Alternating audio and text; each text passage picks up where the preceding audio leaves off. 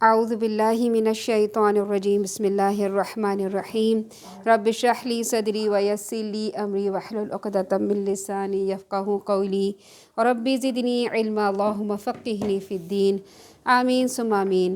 الحمدللہ آج ہمارا تیسرا پارہ شروع ہوگا اور انشاءاللہ ہم اس میں 3 مثالیں پڑھیں گے۔ 3 مثالیں اللہ تعالیٰ نے اس میں خرچ کرنے کے بارے میں دی ہے، وہ آپ لوگوں کو میں نے ڈائیگرام بنا کر بھیج دی ہیں گروپ میں، اور یہاں بھی جو لوگ ہیں وہ یہاں پہ دیکھ سکتے ہیں۔ تو ہم شروع کرتے ہیں۔ تِلْكَ الرُّسُلُ فَضَّلْنَا بَعْضَهُمْ عَلَى بَعْضٍ مِّنْهُمْ مَن كَلَّمَ اللَّهُ وَرَفَعَ بَعْضَهُمْ دَرَجَاتٍ وَآتَيْنَا عِيسَى ابْنَ مَرْيَمَ الْبَيِّنَاتِ وَأَيَّدْنَاهُ بِرُوحِ الْقُدُسِ وَلَوْ شَاءَ اللَّهُ مَا اقْتَتَلَ الَّذِينَ مِن بَعْدِهِم مِّن بَعْدِ مَا جَاءَتْهُمُ الْبَيِّنَاتُ وَلَكِنِ اخْتَلَفُوا فَمِنْهُم مَّنْ آمَنَ وَمِنْهُم مَّن كَفَرَ وَلَوْ شَاءَ اللَّهُ مَا اقْتَتَلُوا وَلَكِنَّ اللَّهَ يَفْعَلُ مَا يُرِيدُ۔ یہ رسول جو بھیجے گئے ہیں ہم نے انہیں ایک دوسرے سے بڑھ چڑھ کر فضیلت عطا کی ہے۔ ان میں سے کچھ تو ایسے ہیں جن سے اللہ نے کلام کیا، اور کچھ وہ ہیں جن کے درجات بلند کیے، اور عیسیٰ ابن مریم کو روشن نشانیاں عطا کی اور اس کی روح القدس سے مدد کی۔ اور اگر اللہ تعالیٰ چاہتا تو ان رسولوں کے بعد لوگ آپس میں لڑائی جھگڑا نہ کرتے، جب ان کے پاس واضح احکام بھی آ چکے تھے، لیکن انہوں نے آپس میں لڑائی جھگڑا کیا۔ پھر کوئی تو ان کے احکام پر ایمان لے آیا اور کسی نے انکار کر دیا، اور اگر اللہ تعالیٰ چاہتا تو وہ آپس میں لڑائی جھگڑا نہ کرتے، لیکن اللہ تو وہی کچھ کرتا ہے جو وہ چاہتا ہے۔ یہود کیونکہ یہ سمجھتے تھے کہ حضرت موسیٰ علیہ السلام کی طرح کوئی دوسرے پیغمبر نہیں ہو سکتے، جبکہ اللہ نے بے شمار پیغمبر بھیجے اور ان کی کوئی نہ کوئی فضیلت تھی۔ یہود و نصارہ اپنے اپنے پیغمبروں میں یعنی موسیٰ علیہ السلام اور حضرت عیسیٰ علیہ السلام کو سب سے زیادہ فضیلت والے سمجھتے تھے۔ ہر پیغمبر کو اللہ تعالیٰ نے مختلف فضیلتیں دیں اور رسول اللہ صلی اللہ علیہ وسلم کو رحمت للعالمین بنایا۔ اور پھر حضرت عیسیٰ علیہ السلام کی بات کی کہ وہ اپنی والدہ سے پیدا ہوئے اللہ کے حکم سے، تو اے یہودیوں ان کے اوپر الزام نہ لگاؤ۔ پھر اللہ تعالیٰ فرماتے ہیں یا ایھا الذین آمنوا انفقوا، اے ایمان والو جو رزق ہم نے تمہیں عطا کیا ہے اس میں سے وہ دن آنے سے پہلے، کون سا دن آنے سے پہلے؟ قیامت کا دن آنے سے پہلے اللہ کی راہ میں خرچ کر لو۔ جس دن نہ تو کوئی خرید و فروخت ہوگی، نہ کوئی دوستی کام آئے گی اور نہ ہی سفارش کام آئے گی۔ ظالم تو وہی لوگ ہیں جو ان باتوں کے منکر ہیں۔ اب یہاں پر اللہ تعالیٰ آیت الکرسی کے بارے میں بیان فرماتے ہیں، اور اس آیت الکرسی کی کیا کیا فضیلتیں ہیں۔ یہ رات کے وقت نازل ہوئی۔ اللہ کے رسول صلی اللہ علیہ وسلم نے حضرت زید رضی اللہ تعالیٰ عنہ کو بلوایا اور انہیں لکھوایا۔ حضرت محمد صلی اللہ علیہ وسلم سے روایت ہے کہ جب آیت الکرسی نازل ہوئی تو تمام بت گر گئے اور دنیا کے بادشاہ گر گئے، ان کے سروں کے تاج گر گئے اور شیاطین بھاگ کھڑے ہوئے، وہ ایک دوسرے کو مارنے لگے، ابلیس کے پاس جمع ہو گئے۔ ان لوگوں نے تفتیش کی تو معلوم ہوا کہ آیت الکرسی نازل ہوئی ہے۔ اللہ کے رسول صلی اللہ علیہ وسلم نے اپنے ایک صحابی ابا المنذر سے پوچھا کہ قرآن کریم کی سب سے عظیم آیت کون سی ہے؟ تو انہوں نے فرمایا آیت الکرسی۔ تو اللہ کے رسول صلی اللہ علیہ وسلم نے ان کے سینے پہ ہاتھ مار کر فرمایا آپ کو علم مبارک ہو۔ حکیم ترمذی نے فرمایا ہے کہ اس آیت کی ایک زبان اور 2 ہونٹ ہیں اور عرش کے پاک اس شہنشاہ کی پاکی بیان کرتی ہے۔ ابو عبداللہ نے فرمایا کہ اللہ تعالیٰ نے اس کا ثواب دنیا اور آخرت دونوں میں رکھا ہے۔ دنیا میں ہر آفت و مصیبت اور شیاطین سے بچاتی ہے۔ جو شخص ہر نماز کے بعد اسے پڑھے تو اسے موت کے سوا کوئی شے جنت میں داخل ہونے سے روک نہیں سکتی۔ عبد الرحمن بن عوف اپنے گھر کے کونوں میں اس کو پھونک کر دم کیا کرتے تھے۔ حضرت عمر رضی اللہ تعالیٰ عنہ سے روایت ہے کہ ایک جن کے ساتھ آپ کی کشتی ہو گئی، حضرت عمر رضی اللہ تعالیٰ عنہ نے اسے شکست دے دی تو جن نے ان کو چھوڑ دیا اور کہا مجھ سے ہٹو، یہاں تک کہ میں آپ کو وہ بتاتا ہوں جس سے آپ محفوظ رہیں گے۔ کیا اس آیت الکرسی سے تم ہم سے محفوظ رہ جاؤ گے؟ انہوں نے فرمایا رات کو سونے سے پہلے آپ پڑھیں تو آپ کی، آپ کے پڑوسیوں کی، پڑوسی کے پڑوسیوں کو یہ محفوظ رکھے گی۔ اس میں نام اللہ سبحانہ و تعالیٰ کا الحی آیا ہے جو اسماء الحسنہ میں سے ہے، اور الحی کا مطلب کیا ہوتا ہے؟ زندہ رہنے والا، ہمیشہ زندہ رہنے والا۔ پھر مفہوم ہے اللہ کے رسول صلی اللہ علیہ وسلم کی حدیث کا کہ کرسی ایک موتی ہے، یعنی کرسی کا اس میں ذکر آئے گا۔ اس کے بارے میں فرمایا ہے کہ وہ ایک موتی ہے، اور قلم بھی ایک موتی ہے، اور قلم کی لمبائی 700 برس ہے، اور کرسی کتنی بڑی ہے یہ اللہ ہی جانتا ہے۔ حضرت ابن مسعود سے روایت ہے کہ ہر 2 آسمانوں کے درمیان 500 سال کا سفر ہے، یعنی 7 آسمان تک جاتے جاتے ہر آسمان میں 500 سال کا سفر کریں گے تو اگلے آسمان پہ پہنچیں گے۔ پھر 7ویں آسمان اور کرسی کے درمیان 500 برس ہیں، اور کرسی اور عرش کے درمیان 500 برس ہیں۔ عرش پانی کے اوپر ہے، اور اللہ سبحانہ و تعالیٰ عرش پر قائم ہیں جیسے وہ چاہتے ہیں۔ اللہ لا الہ الا ہو الحی القیوم، اللہ کے سوا کوئی الہ نہیں ہے، وہ ہمیشہ سے زندہ ہے اور کائنات کی ہر چیز کو قائم رکھنے والا ہے، یعنی اللہ سبحانہ و تعالیٰ خود بخود زندہ ہیں، حی ہیں۔ حی اور قیوم یہ 2 ناموں کے ساتھ جب اللہ تعالیٰ سے سوال کیا جائے تو ضرور قبول کیا جاتا ہے۔ حی کا مطلب ہے زندہ، یعنی آپ دیکھیں کائنات کی ہر چیز زندہ ہے، اللہ تعالیٰ نے کائنات کی ہر چیز کو زندگی دی ہے۔ ہم انسان ہیں، جاندار ہیں، درخت ہیں، نباتات ہیں، یہاں تک کہ جمادات جو پتھر وغیرہ ہیں، اللہ تعالیٰ نے ہر ایک کو زندگی دی ہے۔ ہواؤں میں کتنے ہی جراثیم ہیں، ان کو بھی اللہ تعالیٰ نے زندگی دی ہے۔ یہ بادل، یہ پہاڑ، یہ ہوائیں، یہ سب، اور یہ بارش، اللہ تعالیٰ نے ہر ایک کو زندگی دی ہے۔ آسمان میں دیکھیں تو کتنے سیارے، کتنے ستارے، اللہ تعالیٰ نے ان سب کو حرکت میں رکھا ہے۔ تو حرکت کرنے والی چیز بے جان تو نہیں ہو سکتی، اللہ تعالیٰ نے ہر ایک کو زندگی دی ہے، کیونکہ ہر چیز اللہ تعالیٰ کی تسبیح کرتی ہے۔ اللہ تعالیٰ نے اس کائنات میں ہر ایک کو زندگی دی، مگر اللہ سبحانہ و تعالیٰ خود بخود زندہ ہے، اللہ تعالیٰ کو کسی نے زندگی نہیں دی۔ اللہ تعالیٰ حی ہے اور قیوم ہے، یعنی پوری کائنات کو اللہ تعالیٰ نے تھاما ہوا ہے، اللہ تعالیٰ کے دم سے یہ کائنات قائم ہے۔ اللہ تعالیٰ فرماتے ہیں نہ اس پر اونگ غالب آتی ہے اور نہ نیند، ذرا سی اونگ آ جائے یا ذرا سی نیند آ جائے تو کیا ہوتا ہے، کوئی بھی انسان کسی بھی چیز کو سہار نہیں سکتا۔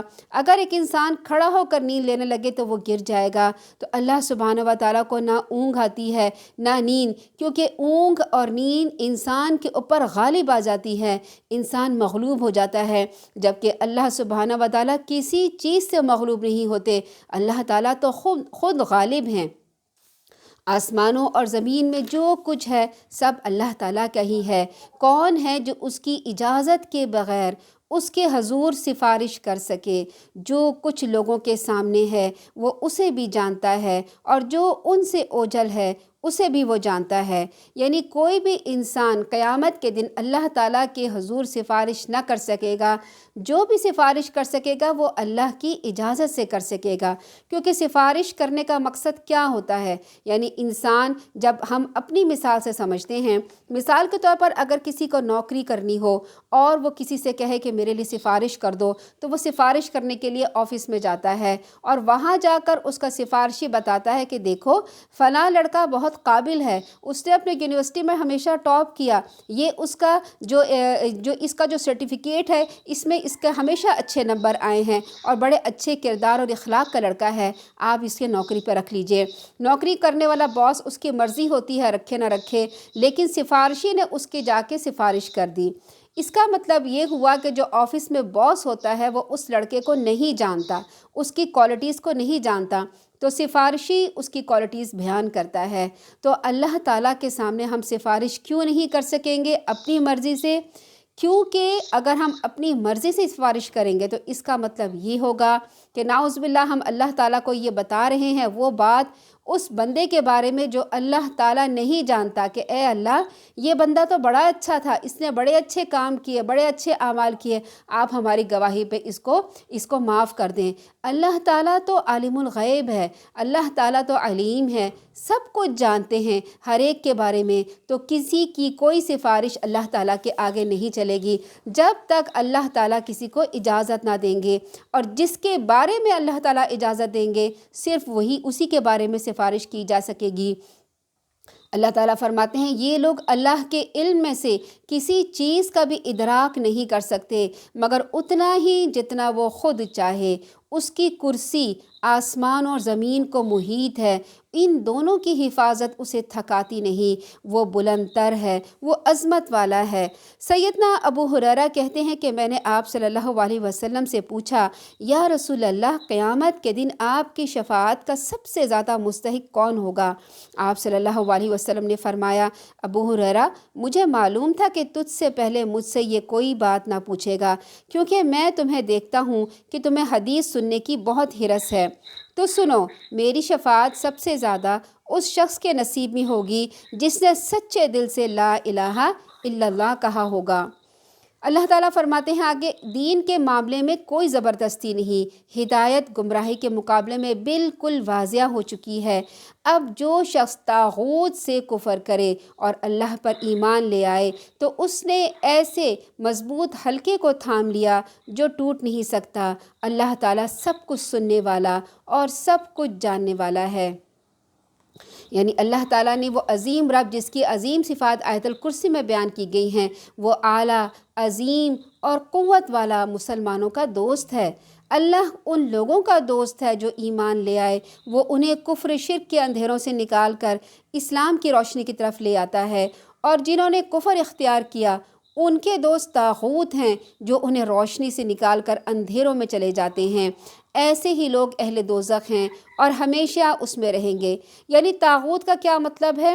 ہر وہ باطل قوت، ہر وہ جھوٹی قوت جو اللہ کے مقابلے میں اپنا حکم دوسروں سے منوائے، یا لوگ اللہ کے مقابلے میں اس کے حکم کو ماننے لگیں، چاہے کوئی وہ مخصوص شخص ہو یا کوئی مخصوص ادارہ ہو۔ پھر اللہ تعالیٰ آگے فرماتے ہیں، الذی حاج ابراہیم فی ربہ ان آتاہ اللہ الملک۔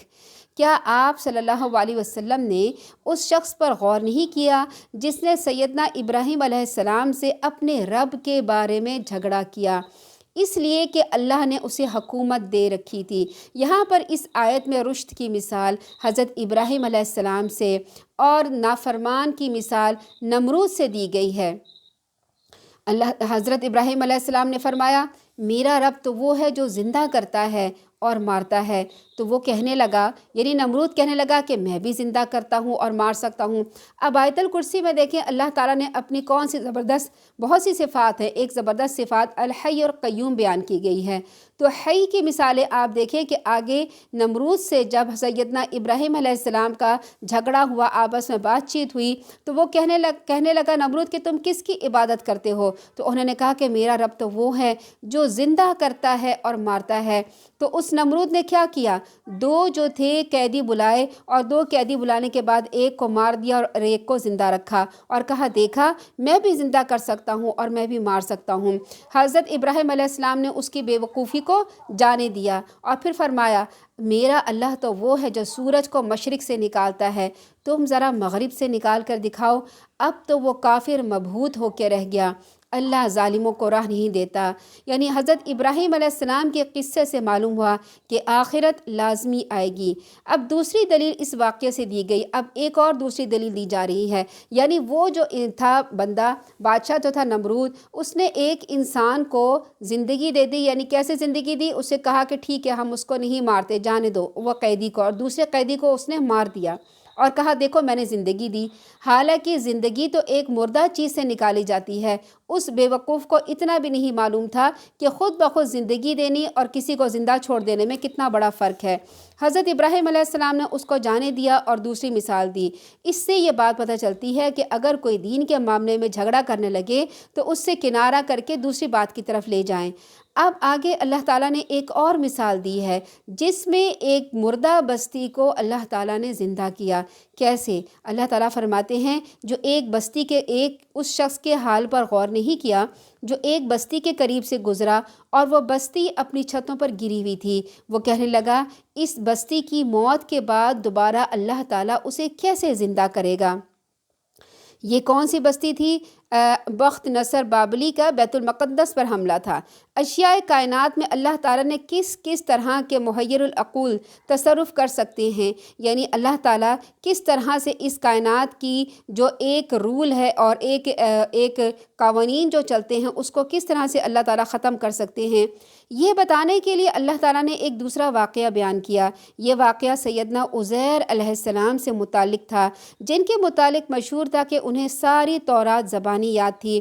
بخت نصر نے شام پر حملہ کر کے بیت المقدس کو ویران کر دیا اور بہت سے اسرائیلیوں کو قید کر کے اپنے ہاں بابل لے گیا۔ ان میں سیدنا عزیر علیہ السلام بھی تھے۔ کچھ مدت بعد رہائی ہوئی اور واپس اپنے وطن آ رہے تھے تو راہ میں ایک اجڑا ہوا شہر دیکھا جو بخت نصر کے حملے کے نتیجے میں ویران ہو گیا تھا۔ اسے دیکھ کر دل میں خیال آیا اللہ اب اس بستی کو کب اور کیسے آباد کرے گا۔ اس وقت آپ ایک گدھے پہ سوار تھے اور کھانے پینے کا سامان آپ کے ساتھ تھا۔ اس خیال کے آتے ہی اللہ نے آپ کی روح قبض کر لی اور 100 سال تک ان کو موت کی نیند سلا دیا۔ پھر انہیں زندہ کر کے اٹھایا اور پوچھا بھلا کتنی مدت تک تم یہاں پڑے رہے ہو؟ وہ بولے بس یہی ایک دن کا کچھ حصہ ٹھہرا ہوں گا۔ کیوں انہوں نے ایک دن کا حصہ کیوں؟ کیونکہ ہم اپنے ٹائمنگ کے حساب دن میں سورج کے حساب سے لگاتے ہیں۔ ہو سکتا ہے کہ وہ اگر صبح کے ٹائم سوئے ہوں تو شام کے ٹائم جب سورج غروب ہو رہا ہو اس وقت اٹھے ہوں اور کہا ہو انہوں نے کہ میں دن کا تھوڑا سا ٹائم جو ہے وہ سویا ہوں گا۔ اللہ تعالیٰ نے فرمایا یہ بات یوں نہیں ہے بلکہ تم یہاں 100 سال پڑے رہے ہو۔ اچھا اب اپنے کھانے پینے کی چیزیں کی طرف تو دیکھو، یہ ابھی تک باسی نہیں ہوئے۔ اپنے گدھے کی طرف دیکھو، اس کا پنجر تو بالکل بوسیدہ ہو چکا ہے، اور یہ ہم نے اس لیے کیا کہ تمہیں لوگوں کے لیے ایک معجزہ بنا دیں کہ جو شخص 100 برس پہلے مر چکا تھا وہ دوبارہ زندہ ہو کر آ گیا۔ اور اب گدھے کی ہڈیوں کی طرف دیکھو، ہم کیسے انہیں جوڑتے ہیں، اٹھاتے ہیں، اس پہ گوشت چڑھاتے ہیں۔ جب یہ سب کچھ حضرت عزیر علیہ السلام کے سامنے واضح ہو گیا تو کہنے لگے اب مجھے خوب معلوم ہو گیا کہ اللہ تعالیٰ ہر چیز پر قادر ہے۔ اب یہاں پر دیکھیں سیدنا عزیر علیہ السلام خود بھی، ان کا گدھا بھی اور وہ بستی بھی مرنے کے بعد زندہ ہو گئے۔ گویا اللہ تعالیٰ نے سیدنا عزیر علیہ السلام کے خیال میں 3 طریقوں سے جواب دیا جس سے انہیں عین الیقین یعنی آنکھوں دیکھا یقین حاصل ہو گیا۔ یعنی 100 سال کی مدت کا نہ آپ علیہ السلام کی ذات پہ اثر ہوا تھا نہ ہی آپ کے کھانے پینے پہ اثر ہوا تھا۔ آپ کو معلوم ہے کہ جب گرمی ہوتی ہے تو کھانا پینا کتنا جلدی خراب ہو جاتا ہے، ذرا سا اگر ہم باہر رکھیں تو کھانا سڑ جاتا ہے، بدبو آنے لگتی ہے، دودھ کتنی جلدی خراب ہو جاتا ہے۔ 100 سال تک ان کا کھانا ویسے ہی تازہ رہا، خوشبودار رہا اور گرم رہا۔ چنانچہ جب وہ واپس آئے اور ان کا جو گدھا تھا اس کے اوپر 100 سال گزر گئے تھے۔ آپ دیکھیں ایک ہی جگہ پر اللہ تعالیٰ نے ان کے گدھے پہ 100 سال گزار دیے اور ایک ہی جگہ پر ان کے اوپر کوئی ٹائم نہیں، ان کے کھانے پہ کوئی وقت نہیں گزرا، اور ان کے اوپر حضرت عزیر کو ایسا محسوس ہوا جیسے وہ صبح سے شام تک سوئے ہوں۔ یعنی ایک ہی جگہ پر، ایک ہی پلیس میں اللہ تعالیٰ نے 3 مختلف زمانے گزار دیے۔ پھر جب آپ اپنے گھر واپس پہنچے تو آپ کے بیٹے پوتے تو بوڑھے ہو چکے تھے اور آپ علیہ السلام خود ان کی نسبت جوان تھے۔ کتنا عجیب لگ رہا ہوگا کہ حضرت عزیر علیہ السلام جوان ہیں اور ان کے بیٹے اور ان کے پوتے سب بوڑھے ہو چکے، 100 سال گزر چکے تھے۔ اب تو آپ کی ذات سب لوگوں کے لیے ایک معجزہ بن گئی۔ یہی وجہ تھی کہ یہودیوں کا ایک فرقہ انہیں ابن اللہ یعنی ناؤز باللہ اللہ کا بیٹا کہنے لگا تھا، لیکن گدھے پر 100 سال کا عرصہ گزرنے کے اثرات موجود تھے۔ یہ مختلف زمانے ایک ہی جگہ جمع ہونے کا ایک بہت ہی حیران کن معاملہ تھا۔ یعنی اب ہمارے لیے تو جو سال گزر رہا ہے وہ ساری دنیا کے لیے ایک ہی سال گزر رہا ہے، لیکن اس جگہ پر مختلف زمانے ایک ہی جگہ پہ گزر گئے۔ آپ علیہ السلام کی آنکھوں کے سامنے گدھے کی ہڈیوں کا جڑنا، پھر اس کا ڈھانچہ مکمل ہونا، اس کے اوپر گوشت پوست چڑھنا، اس کا زندہ ہونا اللہ تعالیٰ کی قدرت کاملہ پہ بہت بڑی دلیل تھا۔ یعنی اللہ تعالیٰ نے حضرت عزیر علیہ السلام کے سامنے گدھے کو پورا صحیح سالم کر کے بتایا کہ دیکھو قیامت کے دن میں ایسے تم سب لوگوں کو زندہ کروں گا۔ غیب پر ایمان، انبیاء کا ایمان جس قدر پختہ ہوتا ہے وہ دوسروں کا نہیں ہوتا، مگر جس مشن کے لیے انہیں کھڑا کیا جاتا ہے اس کا ایک تقاضا یہ بھی ہوتا ہے کہ انہیں آنکھوں دیکھا یقین حاصل ہو جائے، تاکہ وہ دوسرے لوگوں کو آنکھوں دیکھی حقیقت کی بنیاد پر ایمان بالغیب کی پرزور دعوت دے سکے۔ اسی لیے اکثر انبیاء کو ملکوت السماوات والارض کی سیر بھی کرا دی جاتی ہے، اور کسی حد تک مافوق الفطرت اسباب پر اطلاع بھی دے دیا جاتا ہے۔ اس واقعے میں یہی سب کچھ ہوا۔ اب اگلا واقعہ زندگی کا کیا ہے کہ حضرت ابراہیم علیہ السلام کے ساتھ ہے۔ حضرت ابراہیم علیہ السلام نے جب کہا کہ اے میرے رب مجھے دکھا تو مردوں کو کیسے زندہ کرے گا، اللہ تعالیٰ نے پوچھا کیا تجھے اس کا یقین نہیں آیا؟ ابراہیم علیہ السلام نے جواب دیا کیوں نہیں، لیکن میں اپنے دل کا اطمینان چاہتا ہوں۔ اللہ تعالیٰ نے فرمایا اچھا تو 4 پرندے لے لو، انہیں اپنے ساتھ مانوس کر لو، پھر ان کا ایک ایک جز ایک ایک پہاڑ پر رکھ دو، پھر انہیں پکارو، وہ تمہارے پاس دوڑتے چلے آئیں گے، اور جان لو کہ اللہ تعالیٰ ہر چیز پر غالب ہے اور ہر چیز کی حکمت رکھتا ہے۔ یعنی پرندوں کو انہوں نے پہلے ہلایا، اور جب ان کو آواز دیتے تھے مخصوص ان کی آواز دیتے تھے، ہر پرندہ دوڑ کے ان کے پاس آ جاتا تھا۔ پھر کیا کیا حضرت ابراہیم علیہ السلام نے اللہ تعالیٰ کے حکم سے تمام پرندوں کو کاٹا، انہیں مکس کیا مختلف پہاڑوں پر۔ اب یہ قریب قریب پہاڑ تو نہ تھے، ایک پہاڑ کہیں دور تھا، دوسرا کہیں دور تھا، سارے پہاڑوں پر دور دور پہاڑوں پہ ان کا رکھا، ان کے جسم رکھ کے آئے، اور ان کے جو سر تھے وہ اپنے ہاتھ میں لے لیے۔ پھر سر ان کے ہاتھ میں لے کر انہوں نے آواز دی تو گوشت گوشت سے ملتے گئے، پرندے کے اجزاء پر سے ملتے گئے، ان کے خون خون سے ملتے گئے، پر سے ملنے لگے، یہاں تک کہ سارا جسم جڑ کر سر کے بغیر وہ دوڑے دوڑے ابراہیم علیہ السلام کے پاس آئے، اور ان کے ہاتھوں میں جو سر رکھے تھے اس کے ساتھ مل گئے، پھر وہ اللہ تعالیٰ کے اذن سے جڑ گئے۔ یہ اللہ تعالیٰ نے بتایا یا بیان کیا ہے کہ یہ مثالیں دی گئی ہیں جن میں اللہ تعالیٰ نے بتایا کہ زندگی دینے کا اختیار صرف اللہ تعالیٰ کو ہے، کیونکہ جب دجال آئے گا تو وہ یہی شعبدہ کر کے دکھائے گا کہ ایک شخص کو مارے گا، مارنے کے بعد اس کو زندہ کرے گا، تو اس وقت ہمیں اپنا ایمان مضبوط رکھنا ہوگا کہ نہیں، حی اور قیوم صرف اللہ تعالیٰ ہے، اس کے بغیر کوئی نہیں ہے۔ پھر اللہ تعالیٰ نے آگے مثال دی۔ مثال کے لیے میں نے آپ لوگوں کو ڈائیگرام آپ کی نیٹ میں آپ کے گروپ میں بھیج دی ہیں، آپ ان مثالوں کو دیکھیے اور اپنے رجسٹر میں کسی کاپی میں لکھ لیجئے تاکہ آپ کو سمجھنے میں آسانی ہو۔ پھر اللہ تعالیٰ مثال دے رہے ہیں۔ یہ مثال کیا ہے؟ جو لوگ اللہ کی راہ میں اپنا مال خرچ کرتے ہیں ان کی مثال ایسی ہے جیسے ایک دانہ بویا جائے جس سے 7 بالیاں اگتی ہیں، ہر بالی میں 100 دانے ہوتے ہیں۔ اللہ تعالیٰ جس کے لیے چاہتا ہے اس کا اجر اس سے بھی بڑھا دیتا ہے۔ اللہ تعالیٰ بڑا فراخی والا اور بڑا جاننے والا ہے۔ یعنی دیکھیں خرچ کرنے والے کی مثال اللہ تعالیٰ نے کیسے دی ہے۔ پچھلی آیتوں میں اللہ تعالیٰ نے مردہ کو زندہ کرنے کی مثال دی تھی، یعنی ایک مردہ بستی کی جب وہ مٹی ہو گئی تو اللہ نے اس کو مٹی سے دوبارہ زندہ کیا۔ اسی طرح اللہ تعالیٰ زمین میں بیج کو دفن کر کے اسے دوبارہ زندہ کرتا ہے۔ اللہ تعالیٰ جب بیجوں میں ہم کھیتوں میں بیج ڈالتے ہیں یا گھروں میں بیج ڈالتے ہیں اس سے پودے نکلتے ہیں تو اللہ تعالیٰ ہمیں ہر سیزن میں بتاتے ہیں دیکھو تم اس طرح سے زندہ ہوگے، تم ایک دفعہ قبر میں چلے جاؤ گے، قبر کی مٹی تمہیں بالکل ریزہ ریزہ کر دے گی، جب قیامت آئے گی میں تمہیں اسی طرح سے اٹھاؤں گا جیسے یہ پودا بڑھتا ہے۔ اور اس میں سے پھل پھول نکلتے ہیں۔ تو اسی طرح انسان جب اللہ کی راہ میں اپنی جان، اپنا مال، اپنی خواہش کی قربانیوں کو دفن کر دیتا ہے اپنے سینے میں، تو اللہ تعالیٰ قیامت کے دن ان دفن شدہ خواہشات کو بڑھا کر، اگا کر اسے بہت زیادہ خوبصورت اور کئی گنا بڑھا کر دیتے ہیں۔ ان آیات میں اللہ نے خرچ کرنے کی بہت زیادہ ترغیب دی ہے، خاص کر جہاد میں، تاکہ لوگ جہاد میں خوب بڑھ چڑھ کر خرچ کریں۔ اس مثال میں اللہ نے کسان کو نیکی کرنے والے یا خرچ کرنے والے کی مثال سے تشبیہ دی ہے کہ جیسے ایک کسان زمین میں ہل چلا کر سردی گرمی برداشت کر کے بیج بوتا ہے، ایسے ہی ایک مومن اپنی خواہشات کو دبا کر اللہ کی راہ میں خرچ کرتا ہے۔ دیکھیں، خرچ کرنا جو ہے نا وہ ایک بڑا مشکل معاملہ ہے۔ اپنے ہاتھوں سے جب کسی نے کمائی کی ہو اور ہم کہیں کہ تم زکوٰۃ دے دو، تم صدقہ دے دو، تم خیرات دے دو، بڑا مشکل کام ہوتا ہے، کیونکہ انسان کو اپنی خواہشات کم کرنی پڑتی ہیں جب وہ کسی کو صدقہ و خیرات زکوٰۃ دیتا ہے۔ تو اللہ تعالیٰ اس میں فرماتے ہیں جیسے کسان سردی گرمی برداشت کر کے کھیت میں بیج بوتا ہے، ایسے ہی وہ جو خرچ کرنے والا ہوتا ہے نا، اپنی خواہشات کو دبا کر پھر وہ کیا کرتا ہے؟ خرچ کرتا ہے۔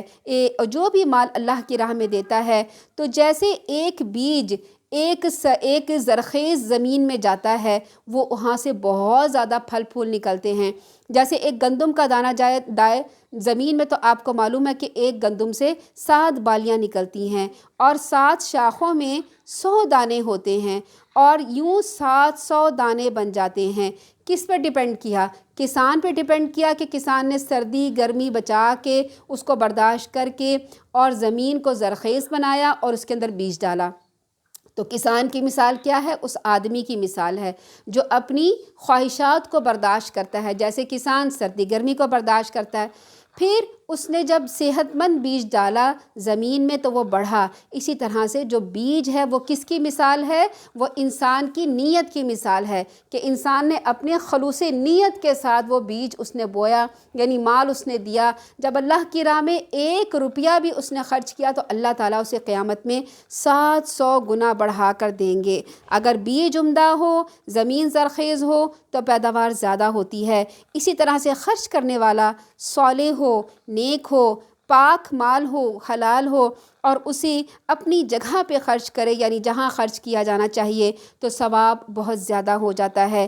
یہ آیت حضرت عثمان بن عفان رضی اللہ تعالیٰ عنہ اور عبد الرحمن بن عوف کی شان میں نازل ہوئی۔ عبد الرحمن بن عوف نے 4000 دینار خرچ کیے غزوہ تبوک میں، اور حضرت عثمان رضی اللہ تعالیٰ عنہ نے 1000 دینار خرچ کیے تھے۔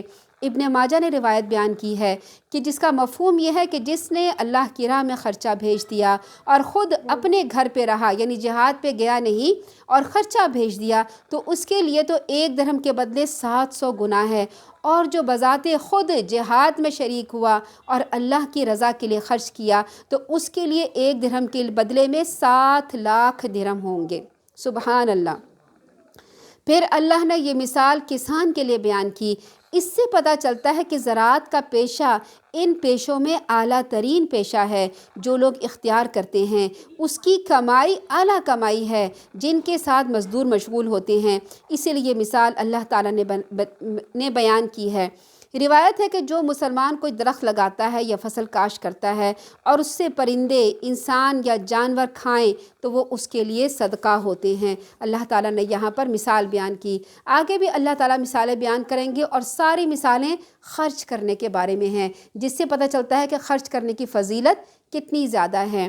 آگے اللہ تعالیٰ فرماتے ہیں الذین ينفقون اموالهم فی سبیل اللہ ثم لا يتبعون ما انفقوا منا ولا اذى، جو لوگ اللہ کی راہ میں اپنا مال خرچ کرتے ہیں پھر خرچ کرنے کے بعد احسان نہیں جتاتے ہیں اور نہ دکھ دیتے ہیں، کوئی بیگار وغیرہ بھی نہیں لیتے، ان کا اجر ان کے رب کے پاس ہے۔ ایسے لوگوں کو نہ کوئی خوف ہوگا اور نہ وہ غمگین ہوں گے۔ اچھی بات اور درگزر کر دینا ایسے صدقے سے بہتر ہے جس کے بعد ایذا دی جائے، یعنی اگر کسی نے کسی کو صدقہ دے دیا ہے تو پھر احسان نہ جتاؤ، یہ نہ کہو کہ بھائی تم اس وقت تو میرے پاس آئے تھے جب تمہارے پاس کچھ نہیں تھا، اگر میں تمہیں نہ دیتا تو تمہارا تو بیڑا غرق ہو جاتا، یہ میرا احسان ہے کہ میں نے تمہیں دیا۔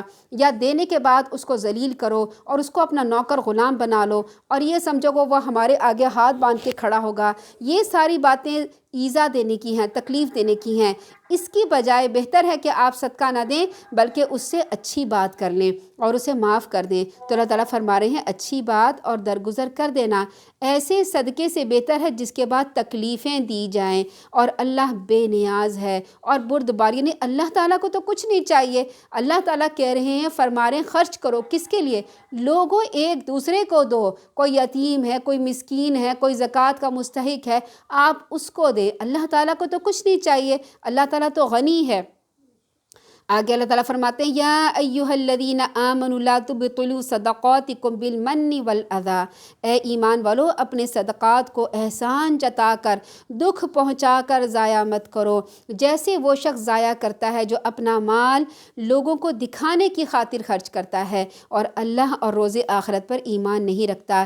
ایسے شخص کی مثال یوں ہے جیسے ایک صاف اور چکنا پتھر ہو جس پر مٹی کی تہ جمی ہوئی ہو، پھر اس پر زور کا می برسا، یعنی زور کی بارش آئی تو مٹی بہہ گئی اور صاف پتھر رہ گیا۔ اب زور کی بارش جیسے کل آئی تھی، آپ کو پتہ ہے کل جب بارش آئی، پرسوں بارش آئی تیز، ہمارے گھروں میں جب بارش نہیں آتی تو کہیں کہیں مٹی جم جاتی ہے، چھت کے اوپر مٹی جم جاتی ہے، پودوں کے اوپر مٹی جم جاتی ہے، اور گھروں کے دروازوں پہ ایسی جگہ پہ جہاں ہم نہیں دھوتے وہاں مٹی جم جاتی ہے۔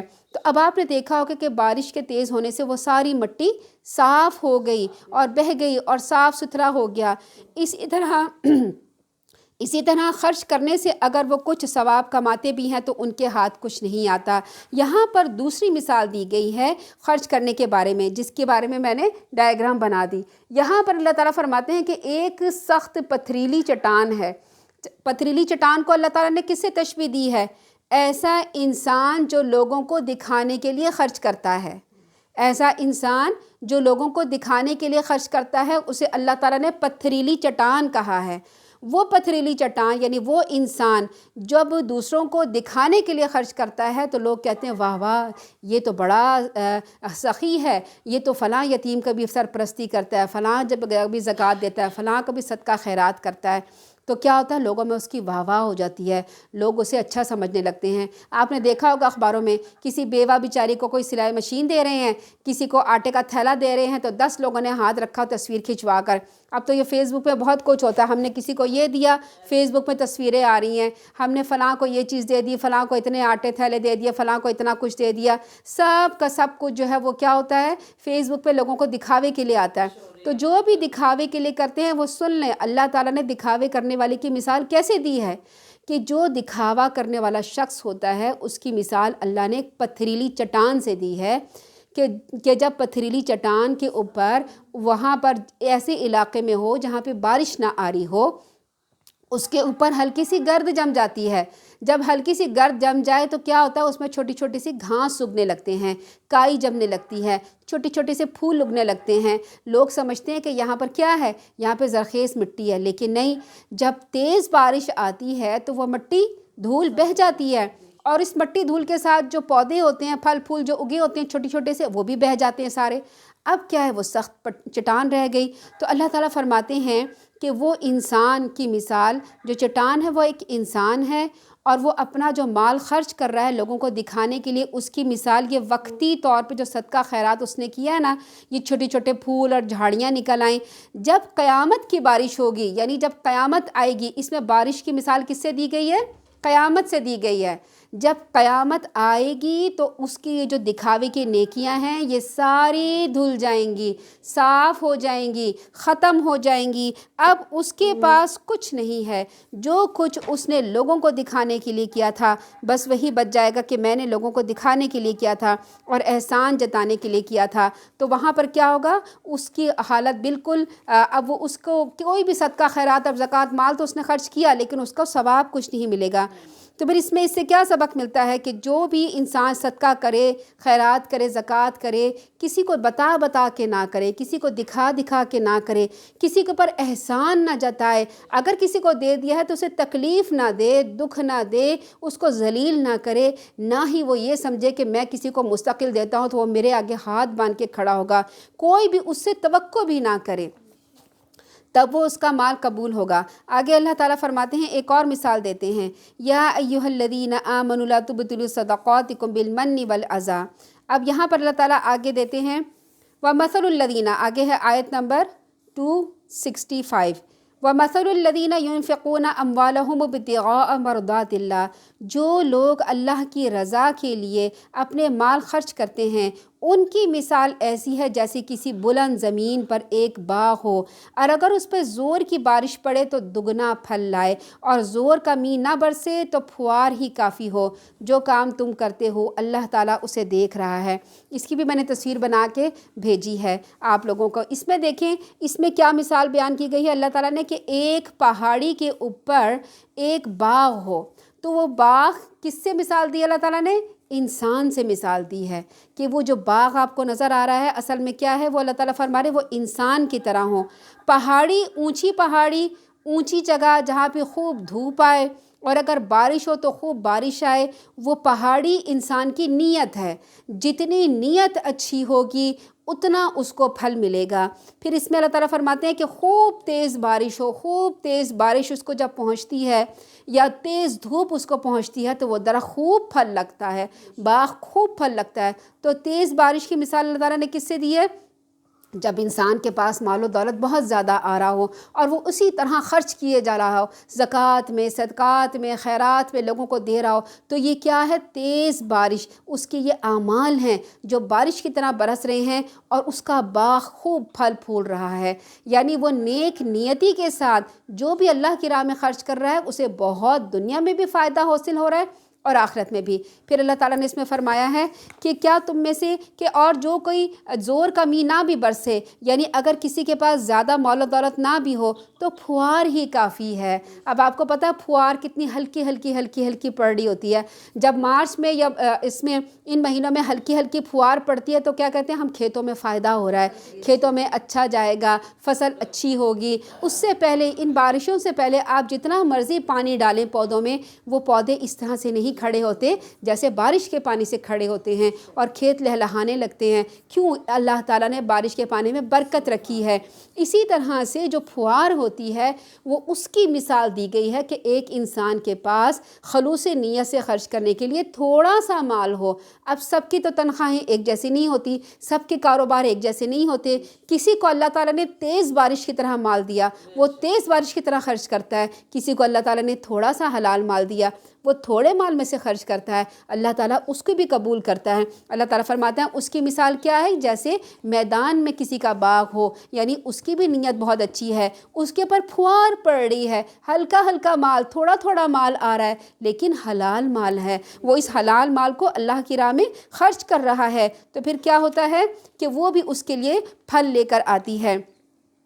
کیا کرنا چاہیے کہ جو تیز بارش ہے اس کی مثال اللہ تعالیٰ نے سابقون اولون سے دی ہے، صحابہ کرام سے دی ہے، جو پہلے ایمان لے کے آئے تھے، یعنی فتح مکہ سے بہت پہلے جو ایمان لے کے آئے تھے اللہ کے رسول کے ساتھ انہوں نے بے انتہا خرچ کیا۔ حضرت خدیجہ رضی اللہ تعالیٰ عنہ کی مثال دیکھیں، انہوں نے اپنا سارا کاروبار، سارا مال اللہ کے رسول صلی اللہ علیہ وسلم کے دین کے لیے لٹا دیا، سب کچھ خرچ کر دیا۔ تو شروع میں جنہوں نے تیزی سے مال خرچ کیا ان کی مثال اس تیز بارش کی طرح ہیں، جیسے حضرت عثمان رضی اللہ تعالیٰ عنہ، حضرت ابو بکر، حضرت عمر، حضرت علی وغیرہ، جنہوں نے بہت زیادہ مال نکالا۔ اور پھر جو پھوار کافی ہے وہ صحابہ کرام جو فتح مکہ کے بعد لوگ آئے، اور انہوں نے جو جتنا بھی مال تھا وہ خرچ کیا، وہ ان کے لیے بھی جزا ہے کیونکہ انہوں نے اچھی نیت سے مال خرچ کیا۔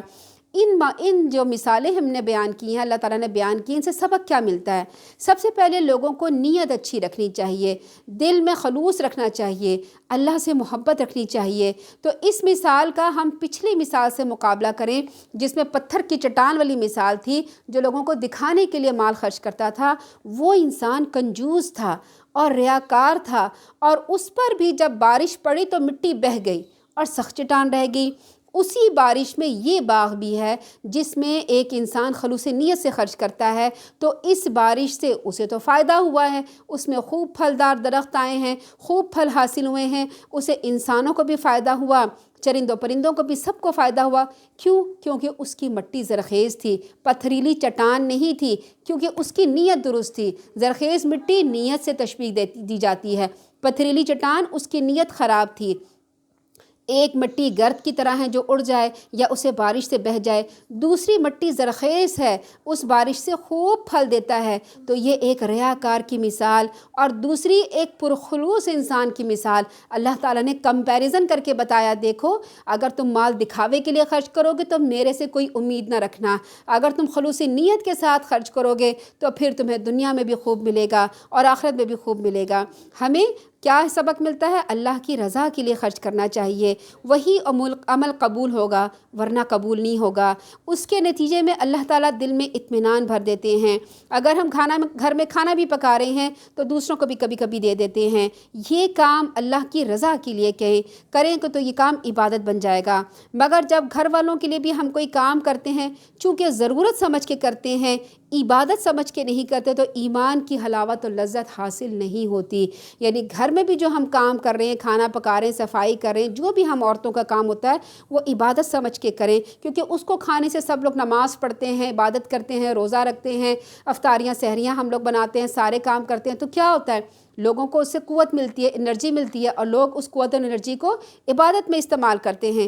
تو نماز، روزہ، زکوٰۃ، حج کرنا، عمرہ کرنا، اس سب میں خرچ کرنا اپنے دل کی خوشی سے کرنا، گھر کا کھانا پکانا، گھر کا کوئی کام اللہ کی رضا کے لیے کریں، دل کا اطمینان اس سے حاصل ہوتا ہے، سکون حاصل ہوتا ہے، حلاوت اور لذت حاصل ہوتی ہے۔ کسی سے توقع نہ کریں کہ کوئی آپ کی تعریف کرے گا، اور کسی سے توقع نہ کرے کہ کوئی آپ کو کچھ دے گا، دینے والا اللہ تعالیٰ کی ذات ہے۔ آگے اللہ تعالیٰ فرماتے ہیں اَیَوَدُّ أَحَدُکُمْ أَن تَکُونَ لَهُ جَنَّةٌ مِّن نَخِیل، کیا تم میں سے کوئی شخص یہ پسند کرتا ہے کہ اس کا کھجور اور انگور کا ایک باغ ہو جس کے نیچے نہریں چلتی ہوں، جس میں طرح طرح کے میوے پیدا ہوتے ہیں، اور اسے بڑھاپا آ لے؟ مثال، ایک اور مثال اللہ تعالیٰ بیان فرما رہے ہیں کہ دیکھو میں تمہیں بار بار سمجھا رہا ہوں مثالیں دے دے کے، شاید تمہیں بات سمجھ میں آ جائے۔ اور اس کی اولاد چھوٹی چھوٹی، سوچیں ذرا، ایک بوڑھا آدمی 60 سال کا، اس کے 10 سال کے چھوٹے چھوٹے بچے، اب اگر 70 سال کا وہ ہوگا تو 20 سال، جب جا کے اس کے بچوں کی عمر 20 سال پہنچے کہ جب وہ 70 سال کا ہوگا، ابھی تو بچوں نے پڑھنا ہے، لکھنا ہے، یونیورسٹیوں میں جانا ہے، پھر اس کی شادی ہے، اچانک کیا ہو کہ اس بوڑھے انسان کا کاروبار سارا ختم ہو جائے، یا جو باغ بنایا تھا کاروبار وہ سب ٹھپ ہو جائے، تو پھر کیا ہوگا؟ اس بچوں کے لیے تو وہ دوبارہ نوکری نہیں کر سکتا، ان بچوں کے لیے وہ دوبارہ جوان ہو کے ویسا نہیں کما سکتا جیسے پہلے کماتا تھا۔ تو اللہ تعالیٰ نے اس میں ایک بوڑھے انسان کی مثال دی ہے کہ اس کی اولاد چھوٹی چھوٹی ہو، اسی اثنا میں اس کے باغ کو ایک بگولہ آلے جس میں آگ ہو۔ آپ کو پتہ ہے کہ بگولے میں آگ بھی ہوتی ہے، اب تو یہ نیٹ پہ دیکھنا بہت آسان ہوتا ہے، پچھلے دنوں بھی میں نے نیٹ پہ دیکھا تھا، ایک ٹورنیڈو یعنی گھوم رہا تھا اور اس کے اندر آگ بھڑک رہی تھی۔ جب آگ بھڑکتی ہے تو جس پہ جاتی ہے اس کو جلاتی بھی ہے، اس کو توڑتی بھی ہے، اس کو پھوڑتی بھی ہے، اور اس کو دور بھی پھینک دیتی ہے۔ تو اللہ تعالیٰ فرماتے ہیں کہ اس بوڑھے کا ایک باغ تھا، اس کے چھوٹے چھوٹے بچے تھے، اور وہ بگولہ آیا، اور بگولہ آ کے اس نے اس کے باغ کو جلا ڈالا۔ اللہ تعالیٰ اسی انداز سے اپنی آیات کھول کھول کے بیان کر رہا ہے تاکہ تم ان میں غور و فکر کرو۔ اب یہ جو مثالیں ہوتی ہیں نا، اس میں غور و فکر کرنا ہوتا ہے، ان مثالوں کو صرف سمجھ کے آگے نہیں جانا ہوتا، اس کو سمجھنا ہوتا ہے، مختلف تفاسیر پڑھیں، مختلف آپ سنیں تو آپ کو سمجھ، اور بار بار ان کو پڑھیں۔ جو میں نے تصویریں بنا کے دی ہیں ان تصویروں کو بنا کے محفوظ کر لیں۔ جب آپ قرآن پڑھیں، ان آیتوں پہ آئیں، ان مثالوں پہ آئیں تو ان تصویر کو دیکھ کے سوچیں، سمجھیں کہ اس میں ہمارے لیے کیا سبق ہے۔ جب بار بار سوچیں گے تو انشاءاللہ آپ کا دل اللہ تعالیٰ کھول دے گا، شرح صدر ہو جائے گا۔ چوتھی اور آخری مثال خرچ کرنے والوں کی پچھلی مثال سے زیادہ وضاحت کر کے اس میں بیان کیا گیا ہے۔ یعنی خوبصورت باغ کیا ہے؟ طرح طرح کے پھل والے باغ اس شخص کے طرح طرح کے نیک اعمال ہیں، اور بگولہ کیا ہے؟ وہ برے اعمال ہیں۔ یعنی ایک آدمی اچھے اعمال کر کے اس نے دنیا میں رکھے، بگولہ آیا۔ بگولہ کیا چیز ہوتی ہے؟ یعنی اس کا برے اعمال، اس نے کوئی ایک برا کام کر لیا، اس برے کام کی وجہ سے اس کا سارا باغ یعنی اس کی ساری نیکیاں تباہ و برباد ہو گئی۔ اس میں اللہ تعالیٰ فرماتے ہیں ایودو، ود خالص محبت کو کہتے ہیں، کسی چیز کو حاصل کرنے کی تمنا کو کہتے ہیں۔ اللہ تعالیٰ فرماتے ہیں کیا تم میں سے ایسا باغ حاصل کرنے کی تمنا ہے؟ یعنی اگر ہمیں کوئی کہے کہ آپ کو میں باغ دے رہا ہوں یا آپ کو ایک درخت دیتا ہوں جس کا خوب آم کے پھل آتے ہیں تو ہم تو خوشی سے نہال ہو جائیں گے، کیونکہ ایک جو باغ ہوتا ہے نا اس میں جب پھل آتے ہیں، مثال کے طور پر اگر آم کا ہی باغ ہے تو آپ سوچیں آم جب اتریں گے تو آپ لوگوں کو بیچیں گے اور مارکیٹ میں جائیں گے، آپ کو اس سے فائدہ ہوگا۔ اس کے علاوہ جب ٹرانسپورٹ میں گاڑیوں میں بھر بھر کے جائے گا تو ٹرانسپورٹ والے کو فائدہ ہوگا۔ پھر اس کے بعد لوگ کیا کرتے ہیں، فیکٹریاں لگا لیتے ہیں، جیم کی، چٹنی کی، اچار کی اور ان سب چیزوں کی آم کے انہوں نے لگا لی، تو کتنی فیکٹریاں اس سے نکلی ہیں۔ پھر وہاں کا جو گھاس پھوس ہوتا ہے اور جو پلپ اور جو چھلکے ہوتے ہیں اس کو کھانے کے لیے جانور آپ نے رکھ لیے، آپ کو خالص دودھ مل رہا ہے اور ڈیری ملک کی آپ کو پروڈکٹ مل رہی ہیں۔ ایک باغ سے بہت زیادہ انسان کو فائدہ ہوتا ہے۔ تو اللہ تعالیٰ فرماتے ہیں کیا تم یہ چاہتے ہو تمہیں ایسا باغ ملے جو کھجور اور انگور والا ہو، کیونکہ عرب لوگ انہی پھلوں کو زیادہ جانتے تھے۔ پھر اللہ تعالیٰ فرماتے ہیں اس میں بہت سی نہریں ہوں، بڑا باغ ہو، مکمل آبپاشی کا نظام ہو، پانی کی کوئی کمی نہیں تھی، اور پھل ایسے کہ بہت زیادہ فائدے والے، خشک ہو کے بھی استعمال میں آتے ہیں۔ انگور خشک ہو جائے تو وہ کشمش بن جاتی ہے، کھجور خشک ہو جائے تو وہ چھوارے بن جاتے ہیں، یعنی کوئی پھل سڑتا نہیں۔ باغ کا مالک بوڑھا، چھوٹے چھوٹے اس کے بچے یا معذور بچے تھے یا بیوقوف بچے تھے۔ پھر ایک بگولا آیا، ٹورنیڈو آیا جس میں بہت زیادہ آگ تھی، وہ ٹورنیڈو ایسا چلا نا کہ سارا باغ آن کی آن میں جل کے راکھ ہو گیا۔ یعنی ایسے شخص کی مثال جو بوڑھا ہو گیا، لاچار ہو گیا، اب وہ دوبارہ باغ نہیں لگا سکتا۔ کتنا باغ لگائے گا، کیا کرے گا؟ باغ لگانا، دیکھ بھال کرنا بہت محنت کا کام ہے، یہ اس نے خوب جوانی میں کیا۔ تو جب اب اسے باغ کی زیادہ ضرورت تھی کہ آرام سے بیٹھ کے کھائے اور اس کی اولاد کی ضروریات پوری ہو جائیں، تو شدید ضرورت کے وقت باغ جل کے تباہ ہو گیا۔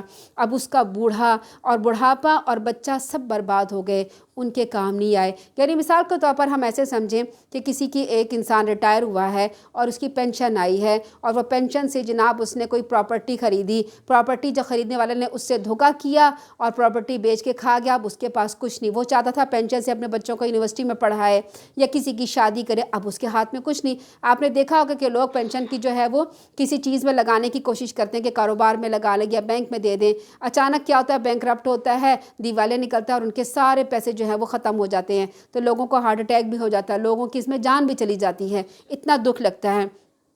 یہ مثال ہے ان لوگوں کی جو طرح طرح کے نیک اعمال کرتے ہیں، خوب محنت کرتے ہیں۔ یعنی جو باغ ہے وہ مثال ہے کہ اعمال کی۔ اب سردی گرمی میں اٹھ کے نماز پڑھ رہے ہیں، قرآن پڑھتے ہیں، حج عمرہ کرتے ہیں، صدقہ خیرات کرتے ہیں، یہ اس شخص کی مثال ہے، اس بوڑھے کی طرح۔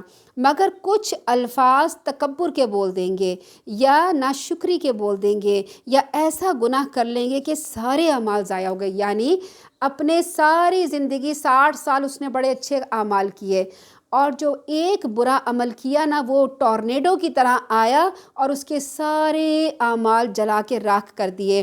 یعنی بعض لوگ نیکی کرنے کے بعد اپنی تعریف کے لیے کام کرتے ہیں، اگر کوئی تعریف نہ کرے، انہیں اچھا نہ کرے تو کہتے ہیں اب ہم تمہارے یہ نیک کام نہیں کریں گے، اب ہم تمہیں نہیں دیں گے، تو سارا ان کے پیچھے کیا کرایا، غارت ہو گیا۔ کچھ لوگ بہت زیادہ نیک کام کرتے ہیں، دین کیا، دنیا کا ہر طرح کے، لیکن کبھی کبھی بدعت کر لیتے ہیں، شرک کر لیتے ہیں، اس کی وجہ سے ان کے تمام اعمال ضائع ہو جاتے ہیں۔ بعض اوقات اچھے اچھے کام کرنے والا جن سے نیکی کرتا ہے ان کے برے رویے سے کبھی پھٹ جاتا ہے، احسان جتا دیتا ہے، تو سارے اعمال ضائع ہو جاتے ہیں۔ یا بعض اوقات کوئی شخص ساری زندگی نیک کام کرتا رہا، صدقہ خیرات کرتا رہا، مگر آخری زندگی میں اللہ کی نافرمانی کر گیا اور غلط وصیت کر گیا۔ اس غلط وصیت کرنے کی وجہ سے اس کے سارے نیک اعمال، نمازیں، روزے، صدقہ خیرات، افطاریاں، سحریاں، سب ضائع ہو گیا۔ کیونکہ جب انسان کمزور ہوتا ہے تو اس پر شیطان غالب آ جاتا ہے۔ ویسے اچھا انسان ہوتا ہے مگر شیطان ایسے کام کروا دیتا ہے، ایسے الفاظ نکلوا دیتا ہے، تو اس کے سارے جو ہے اعمال ضائع ہو جاتے ہیں۔ تو جب قیامت کا بگولہ آئے گا اور قیامت کے دن جس دن وزن ہوگا اعمالوں کا، اس دن اس کے نیک اعمال ضائع ہو جائیں گے، کوئی پلڑا بھاری نہ ہوگا، اس کے اعمال کا وزن ہلکا ہو جائے گا۔ اب یہ اس بوڑھے کی طرح ہے کہ اب واپس دنیا میں جا کر نیک کام نہیں کر سکتا، اب وہ نہیں کچھ کر سکتا، اب وہ ہاتھ ملتا رہ جائے گا اور کہے گا افسوس میں نے یہ کچھ کیا، اب کچھ نہیں کر سکے گا۔ اسی طرح یہ مثال کافر کے نیک اعمال کی بھی ہے کہ وہ زندگی میں صدقہ خیرات کرتے ہیں، نیکی کے بڑے بڑے کام کرتے ہیں، ہاسپٹل بنواتے ہیں۔ آپ کو پتہ ہے بل گیٹس نے اپنے کتنی دفعہ اپنی رقم جو ہے ویلفیئر میں دی ہے، لیکن ان کا جو ثواب ہوتا ہے وہ انہیں دنیا میں ہی مل جاتا ہے۔ جب وہ اللہ کے ہاں پہنچیں گے تو اس نیک اعمال کا کوئی ثواب نہیں پائیں گے، کیونکہ انہوں نے کلمہ ہی نہیں پڑھا، انہوں نے ایک اللہ کو مانا ہی نہیں کہ بھئی ایک اللہ ہے، انہوں نے تو اپنے کئی خدا بنا رکھے تھے۔ اب وہ واپس دنیا میں جا کر کلمہ نہیں پڑھ سکتے، اب کچھ نہیں ہو سکتا۔ اب وہ بوڑھے کی طرح رہ گئے جس کا سارا مال برباد ہو گیا۔ اب وہ جوان ہو کے دوبارہ باغ نہیں لگا سکتا، اب وہ کچھ نہیں کر سکتا، ہاتھ ملتا رہ جاتا ہے۔ تو کیا کرنا چاہیے؟ دنیا میں جب بھی انسان کوئی بھی کام کرے تو برائیوں سے بچے۔ اب اگر کسی نے حج کر لیا، عمرہ کر لیا، نیک کام کر لیا تو ان کو سنبھال کے رکھے، ان کو ضائع نہ کر دیں کہ خواہ مخواہ کی باتوں میں۔ اگر کسی سے کوئی غلطی ہو گئی ہے تو اس سے معافی مانگ لے کسی انسان سے۔ اگر کسی سے کوئی دل دکھا دیا ہے، کسی کا مال لے لیا ہے تو آپ کیا کریں؟ اس سے معافی مانگ لیں، اور اگر وہ دنیا سے چلا گیا ہے تو اللہ تعالیٰ سے معافی مانگیں، اس کے گھر والوں کے لیے اس کی کمپنسیٹ کرنے کی کوشش کریں۔ پھر اللہ تعالیٰ آگے کیا فرما رہے ہیں؟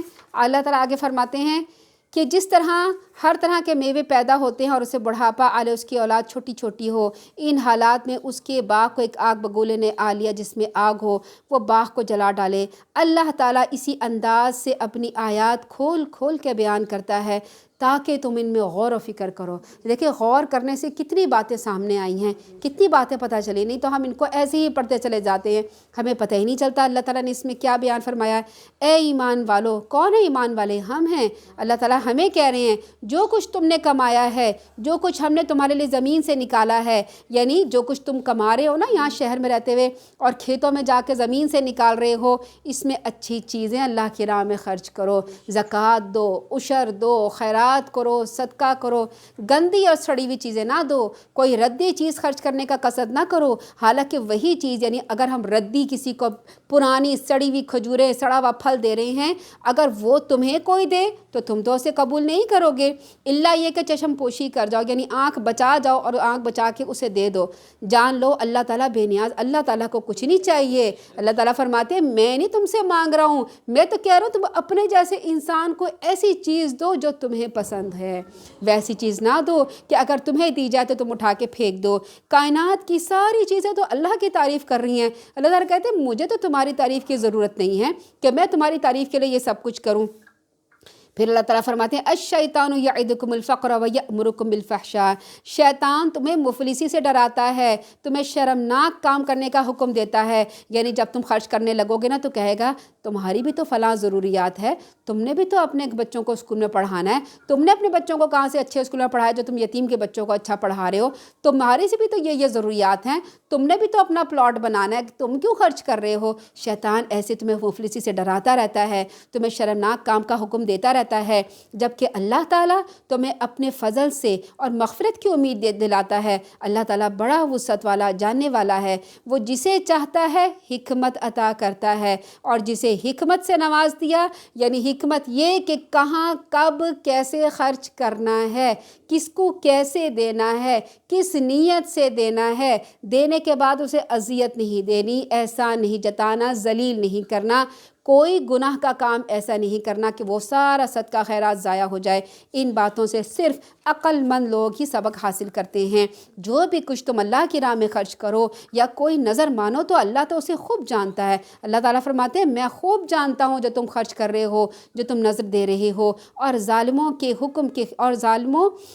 کا کوئی مددگار نہیں۔ اگر تم اپنے صدقات کو ظاہر کرو تو بھی اچھا ہے، یعنی اگر آپ کسی کو زکوٰۃ دے رہے ہیں، زکوٰۃ فرض ہوتی ہے، اگر آپ زکوٰۃ بتا رہے ہیں کہ بھئی میں نے فلاں کو زکوٰۃ دی، آپ بھی ان کو دے دیں، تو آپ کہیں گے اچھا میں تو بھول گئی تھی زکوٰۃ دینا، اب میں بھی زکوٰۃ دیتی ہوں۔ تو فرائض جب بتائیں دیے جائیں تو آپ بتا کے دے سکتے ہیں، لیکن نفل جب آپ دیں تو اسے چھپا کے دینے کا حکم ہے۔ اللہ تعالیٰ فرما رہے ہیں اگر تم اپنے صدقات کو ظاہر کرو تو بھی اچھا ہے، اگر خفیہ طور پر فقیروں کو دو تو یہ تمہارے لیے زیادہ بہتر ہے۔ ایسے صدقات تم سے تمہاری بہت سی برائیوں کو دور کر دیں گے، اور جو کام تم کرتے ہو اللہ ان سے پوری طرح باخبر ہے۔ لوگوں کو راہ راست پر لے آنا آپ کی ذمہ داری نہیں ہے، یعنی اللہ کے رسول صلی اللہ علیہ وسلم کو فرمایا جا رہا ہے کہ آپ کی یہ ذمہ داری نہیں ہے کہ لوگوں کو پکڑ کے راستے پہ لے کے آئیں، بلکہ اللہ ہی جسے چاہتا ہے ہدایت دیتا ہے، یعنی ہدایت اللہ تعالیٰ کے ہاتھ میں ہے۔ جو تم مال خرچ کرو گے وہ تمہارے اپنے لیے ہے، یعنی آج اگر ہم نے اچھا مال خرچ کیا خلوص نیت سے تو اس کا ثواب ہمیں قیامت کے دن ہمیں ہی ملے گا۔ جو تم خرچ کرتے ہو وہ اللہ کی رضا کے لیے ہی کرتے ہو، جو بھی تم مال دولت خرچ کرو گے اس کا پورا اجر تمہیں دیا جائے گا، کوئی حق تلفی نہیں کی جائے گی۔ آج کے دور میں تو پتہ ہے نا آپ کو کتنی حق تلفیاں کی جاتی ہیں۔ یہ صدقات ایسے محتاجوں کے لیے ہیں جو اللہ کی راہ میں ایسے گھر گئے ہیں کہ وہ اپنی معاش کے لیے زمین میں چل پھر نہیں سکتے۔ ان کے سوال نہ کرنے کی وجہ سے ناواقف لوگ انہیں خوشحال سمجھتے ہیں، وہ لوگوں سے سوال نہیں کرتے۔ آپ ان کے چہروں سے ان کی کیفیت پہچان سکتے ہیں، مگر وہ لوگوں سے لپٹ کر سوال نہیں کرتے۔ ان پر جو مال بھی تم خرچ کرو گے اللہ تعالیٰ اسے یقیناً جاننے والا ہے۔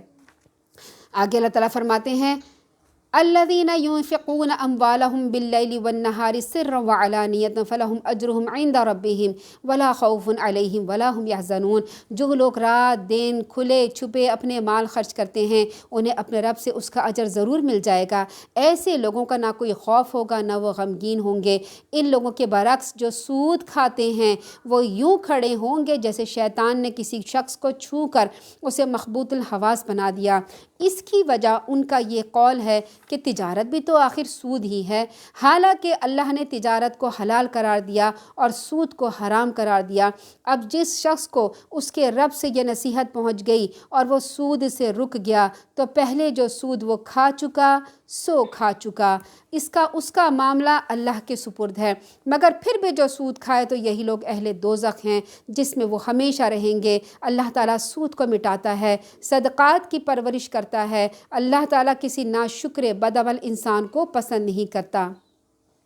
یعنی یہاں پر کیا بات کی گئی ہے کہ جو بھی مال دیں وہ حلال مال دیں۔ یہاں پہ آپ نے دیکھا کہ جتنی بھی خرچ کی کرنے کے بارے میں جو آیات آئی ہیں وہ آیات کس طرح سے آئی ہیں کہ ایک خرچ دینے والا، کسی کو دینے والا کیسا ہونا چاہیے، خلوص نیت ہونا چاہیے، ریاکار نہیں ہونا چاہیے، دینے کے بعد احسان نہ جتائے، کسی کو تکلیف نہ دے، کسی کو تانا نہ دے۔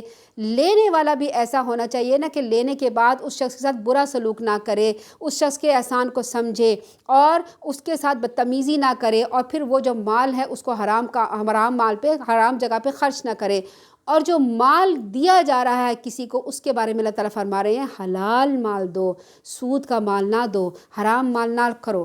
اللہ تعالیٰ فرما رہے ہیں، پھر اس نے کہا کہ حالانکہ آیت نمبر آگے 277 میں اللہ تعالیٰ فرماتے ہیں البتہ جو لوگ ایمان لے آئے ہیں انہوں نے اچھے کام کیے ہیں، یعنی نماز قائم کی، زکوٰۃ دی، ان کا اجر ان کے رب کے پاس ہے، انہیں نہ کوئی خوف ہوگا اور نہ کوئی غم ہوگا۔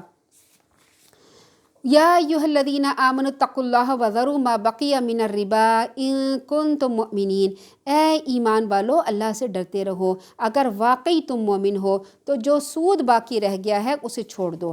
اگر تم نے ایسا نہ کیا تو اللہ اور اس کے رسول کی جانب سے تمہارے خلاف اعلان جنگ ہے، اور اگر سود سے توبہ کر لو تو تم اپنے اصل سرمایے کے حقدار ہوگے، نہ تم ظلم کرو نہ تم پہ ظلم کیا جائے گا۔ اگر مقروض یعنی جس کو قرض دیا ہے بہت تنگ دست ہے، وہ قرض واپس نہیں کر سکتا تو اسے اس کی آسودہ حالی تک مہلت دے دینا چاہیے۔ اگر مال بھی چھوڑ ہی دو، یعنی جو تم نے دیا ہے صدقہ میں اگر تم اتنے غنی ہو تو تم اسی کو دے دو تو یہ تمہارے لیے بہتر ہے، اگر تم یہ بات سمجھو۔ واتقوا یوما ترجعون فیہ الی اللہ، اس دن سے ڈر جاؤ جب اللہ کے حضور لوٹائے جاؤ گے، پھر وہاں ہر شخص کو اس کے اعمال کا پورا بدلہ مل جائے گا۔ کسی پر ظلم نہیں ہوگا۔ یا ایھا الذین آمنوا اذا تداینتم بدین الی اجل مسمی۔ اب یہاں پر وہ آیت آ رہی ہے جس کو آیت دین کہا جاتا ہے، یعنی اس میں اللہ تعالیٰ فرما رہے ہیں کس طریقے سے، کون سے قانون سے آپ نے مال دینا ہے، کس طرح مال لینا ہے، کیا طریقہ آپ اختیار کریں گے، پھر کیسے لکھت پڑھت ہوگی، سارا کام اللہ تعالیٰ نے بتا دیا ہے، کیونکہ اللہ تعالیٰ کے سوا کوئی اس بات کی تعلیم نہیں دے سکتا۔ اللہ تعالیٰ فرما رہے ہیں اے ایمان والو، جب تم کسی مقررہ مدت کے لیے ادھار کا معاملہ کرو تو اسے لکھ لیا کرو، اور لکھنے والا فریقین کے درمیان عدل و انصاف سے تحریر کرے۔